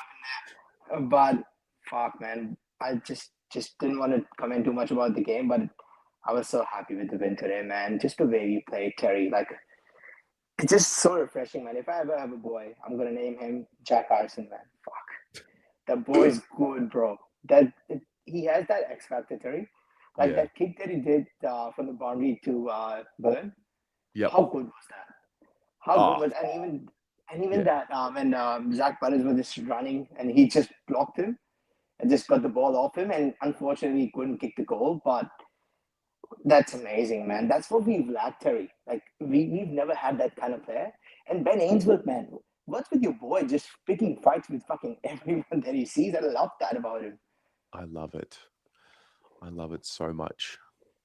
It's so good, man. And Georgiades fucking dickhead. That guy was pushing, so he pushed Harry Dean onto the player, one of our players, and he almost got injured. And yeah. And Jordan Sweet also had a hit on Harry Dean, for which we actually got a free as well. Was that the reversal? Correct, yes. I haven't seen the footage. I'm gonna watch the replay. Yeah, I didn't. I figured Harry Dean had gotten hit, but I didn't see what had happened. That's right, man. It's so obviously Harry Dean got under their skin, and he was obviously pulling Georgiades' pants down. So it was pretty evident what was happening. But the truth is, Terry, like that's what we were talking about for the longest time. That just our second efforts, the run and carry, the handball in pressure, and also just the way they carry themselves. Like there was 50 inside 50s from Port, and the way we held as a system, because as you said, like there was 7 new kids under 12 games. And the way they played, and the connection that they had, like the handballing under pressure was fucking amazing, man. And that's what I keep saying to you. Like this system, it's just a change of the system and the coaching method. And it literally is that. It's the same players, Terry. You're just playing players in the position, and Will Haywood, man, it's just the way he was just running into the back pocket and just doing the two-way running after Cal got injured. Do you know what I love about this Will Haywood conversation tonight? No one's going to complain about his heat maps this week because he definitely wasn't in the forward 50 this week. But fuck tonight, we're happy with Will Haywood just playing. Terry, the good thing is like when we play that kind of our complaint as fans was that okay, if he's tracking back in our defensive 50, then that has to result into something. That handball chain has to be there. If he's there offering as an additional option, we have to use him in that sense so that he actually is a link up for our score involvement. Yeah. But if that's not happening and we're just kicking on, I don't want to repeat myself, but it is what it is, man. It's an amazing win and just shows you. And I think one of the callers just said as well, like, when was the last time we thought like it was veering or bust for us when it came to games like this, especially Georgiades, man? Yeah, exactly. And Harry did the body checks on him. Common fucking with his intercepts, Haynes with his intercepts, man. It was amazing. And this is the forward half pressure. I feel like Terry, like their entries, Port's entries were very shallow when they came inside our forward 50. That was because our midfield and our forward pressure was so good that they were being forced to actually, kick the ball inside their forward 50. And it was just like shit entries, if you look at the game. And Terry, truth be told, man, in that third quarter, when you missed those chances, you were 1-4. I'll not lie. I was like, I hope it's not that the method stacks up, but I was like, I hope the boys don't drop their heads because I've seen this movie fucking million times. The way they carried themselves and that goal by Francis Evans, just a snap on his left was that. When that happened, I was like, man, these boys are up for it. Just so refreshing, Terry, and I'm so glad for you, bro. Like after whatever, and you know how much I love you, but after whatever you've been through, like with this team and fucking copying fucking losses for our fucking fan cams, for our 30-minute fan cam, just sitting there, just absorbing it all in and stuff, and you deserve it, man. Seriously, more than anyone. I was really happy for you. Thanks, bro. No, I don't deserve it more than anyone. We all deserve it. We've all been sitting through the fan cams and we've all been writing it. And what we all deserve is the good times. I think that's what we all deserve for being the loyal supporter base that we have been. For sure, bro. And just before you sign off, I'm just gonna say one thing. Fuck Jay Clark, bro. Fucking hate that cunt, man. I'm sorry for my language, but the reason why I'm saying that is because he came on and he was interviewing Jagger, and he was trying to throw curveballs at him, and Jagger fucking spoke like a leader, man. And the funny thing was, Jack Rewolf was talking about. I was like, oh, there are a lot of youth like coming across, like with Dean, Billy Wilson, yourself, and Jack Eisen and stuff. And you know what he said to Jack Rewolf? He was like, and yeah, we'll have Cody Walker next year, so he'll be even better. That was fucking amazing, man. The way he said it, and with the confidence and with like a straight face, and the way he communicated that message to him was fucking amazing. And then Jay Clark kept trying to get like a headline off him. It was like, oh, well, Vossi's gone, so what are you going to do now, blah, blah, blah. And this is obviously, do you think that was because Voss is gone or what has changed, blah, blah, blah. But he said all the rules were actually laid by Vossi. And I was really glad when he left and stuff. But the industry is WNLs, and I understand that. And that's why he left. And it is what it is. And we just carrying along. And then after that interview, like Kingy was bagging, like they were really like, just giving him shit that he spoke really well, Jagger. And Jagger was just laughing and just making fun of him in a good way. And then after the interview, Jay Clark was like, this is sugarhead, and the list is like, still needs a lot of time and this and that, and they're mentally like, weak. That's where the shackles are off. That's where performing well. Fuck off, man. Fuck off, Jay Clark, dickhead. Fucking Jay Clark. Oh, whatever, man. I'm not gonna say that, but he is a dickhead, bro. I swear, the way he was talking. And even Jack Rebo kind of doubled down on it when after the interview, Jagger's interview was like, yeah, because the new coach, whichever coach comes in, needs to know that these players, when the shackles are off, can play like this. But when the shackles are on and the pressure is on, they can't play like this, so they have to deal with the middle side of things. I was like, well, fuck off, man. Why are you going to shit on our win when we get the fucking third win of the season? Like, fuck off. Yeah, Jay Clark, he can fuck off. Yeah, he can absolutely fuck off. You know how we always had this tier list of the reporters that always are anti-Carlton and stuff? Man, Jay Clark is top of this now. Like, fuck him, man. Seriously. Yeah. What a tool. Mate, Danny, it's good stuff, mate. For quarter past 1 in the morning, you're still up here calling in. It's good. Of course, man. I had to be here. Like, we copped the losses, but nah. Enjoy your day tomorrow, Terry. And go Blues, man. We'll hopefully get the Cats next week. Hopefully, mate. Go Blues, see you, man. Take care. Good night. Bye. All right. There's actually a few things I want to watch and go through. There's a post-game interview with Francis Evans in the rooms with Carlton Media. This is a freshie. Let's get this up.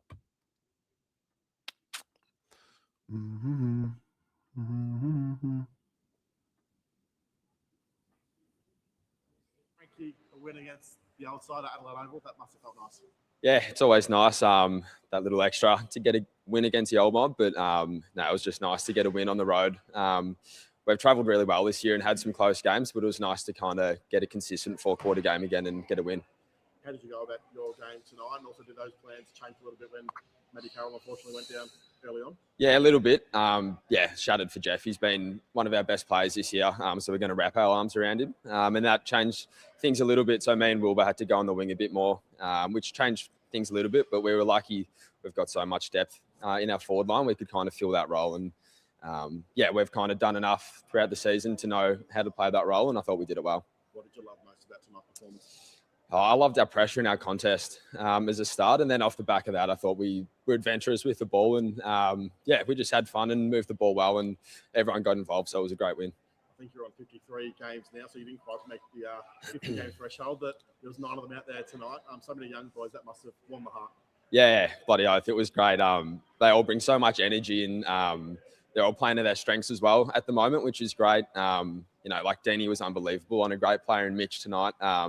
So he's really standing his own. And then, all the other boys were great as well. So it's bringing us a lot of energy and, they're really driving the standards.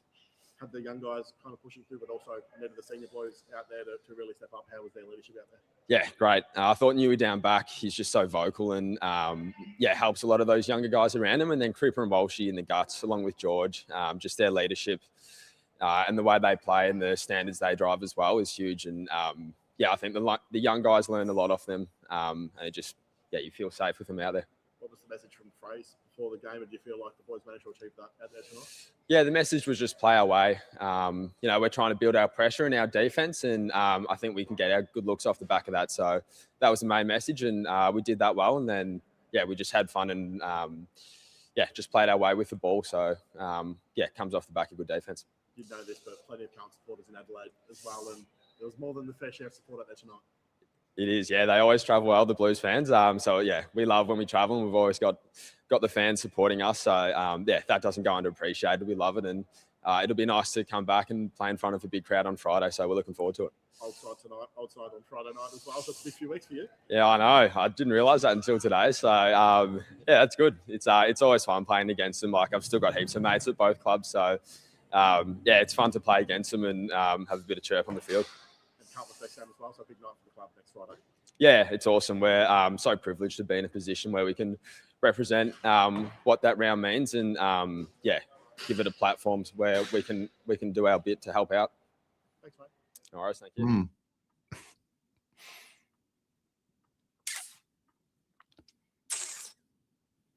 Frankie Evans. What else have we got?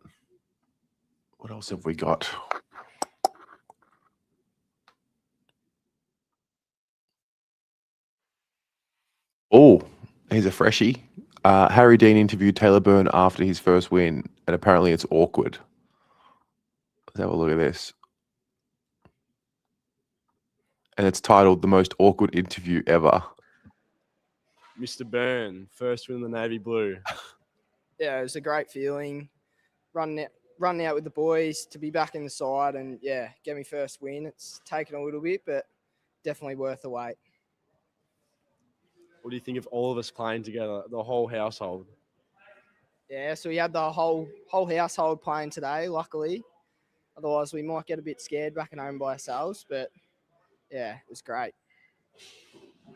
And for the final question, just how you're feeling in general right now? You can be honest.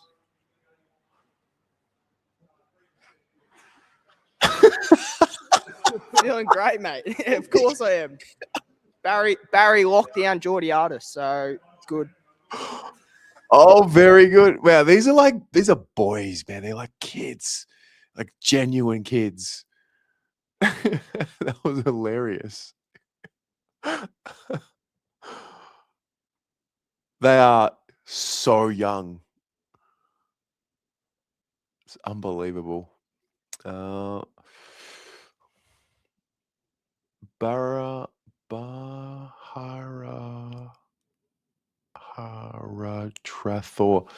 $10. Hey Tess, could you give a shout out to Stoddy, 30 plus Carlton member, for her birthday? Stoddy, happy birthday to you. Thank you very much for being a legend, and happy that your team got a win tonight. Go Blues. Oh yes, ladder predictor. I could do a little ladder predictor, a little cheeky ladder predictor if we wanted. Does anybody want to see like now, like 1:30 in the morning? Keen for it? I mean, I'll do it. I'll absolutely do it.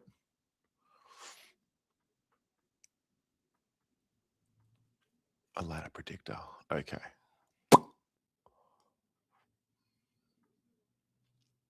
We'll do like the next little bit of time. Hey? This is how I see it all playing out. So the Lions will win tomorrow. The Bulldogs, I'll give them the win. I think they'll bounce back.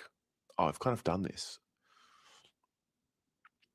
Yeah, we're beating the Cats next week. I'm just putting it out there. We'll beat the Bombers. We've got the bye. I'll go. I think the Bulldogs will find form again.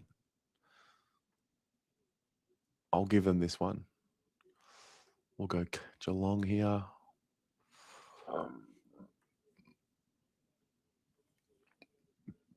All right, I'll do it. I'll do it. All right, out of the bye. We're here, round 15.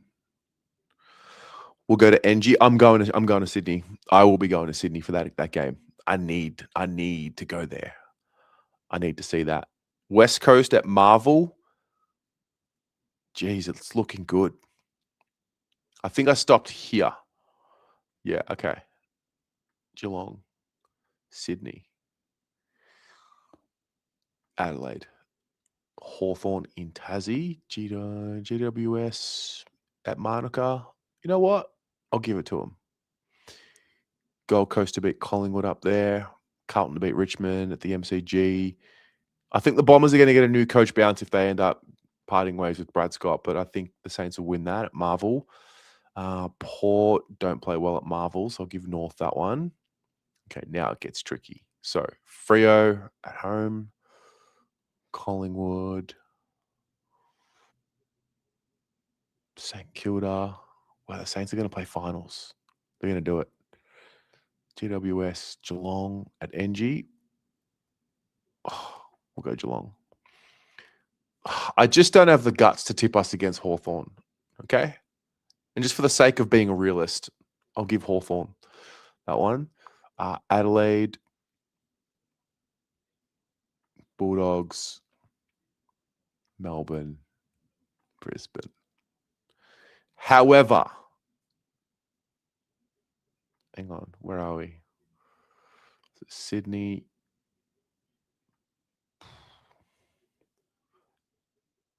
I'll give that to North. However, we will be beating Collingwood. We will be splitting that fixture with Collingwood.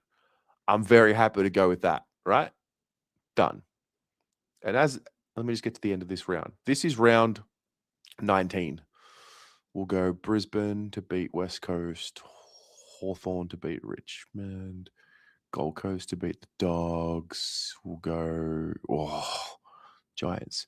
So at the end of round 19, the Blues are percentage out of the wild card. Oh my goodness.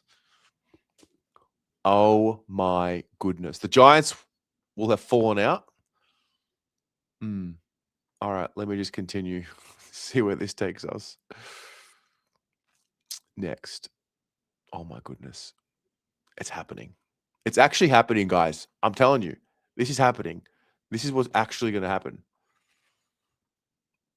Gold Coast at Marvel. Gettable. So gettable at Marvel. Carlton. Hawks. Something tells me the Giants are going to find some form. Bulldogs. We'll go Brizzy. We'll go St Kilda. We won't be beating Brisbane. So there's that. Richmond could beat West Coast up there. Okay, at the MCG. Gold Coast. Okay. Boom. Okay. It's a rematch against the Saints. Bulldogs North. Bulldogs. Brisbane. Freo. I love Freo.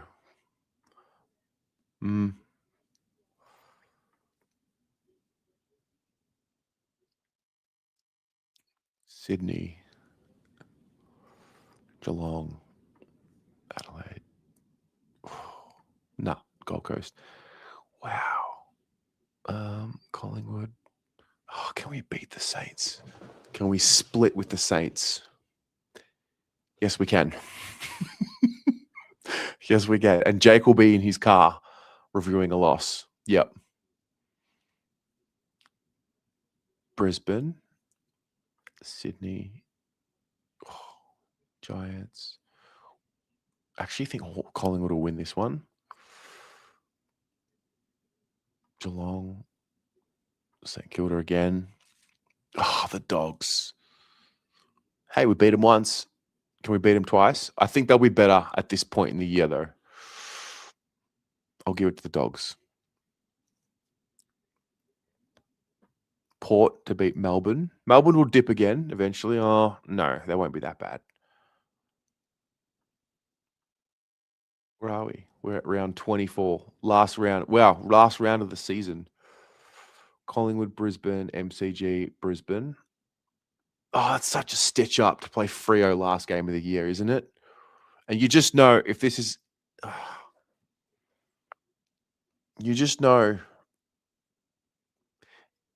this will be a Sunday game. You just know it. I just don't think we'll beat Fremantle. I don't think we'll beat Fremantle. Although they'll have top spots sewed up. So you know what? Maybe we will. Generational run incoming. Geelong Bulldogs in the 10. St Kilda. Oh my goodness. Oh my goodness. Hang on. Sydney. Adelaide. Oh. Damn.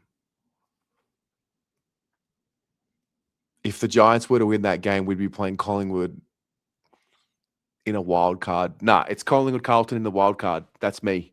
Yeah. Free resting players. Guys, that's it. That's how we play finals footy. We play Collingwood in the wild card. Wait, does it go? Does it go to the next round? Nah, it doesn't. Oh my goodness.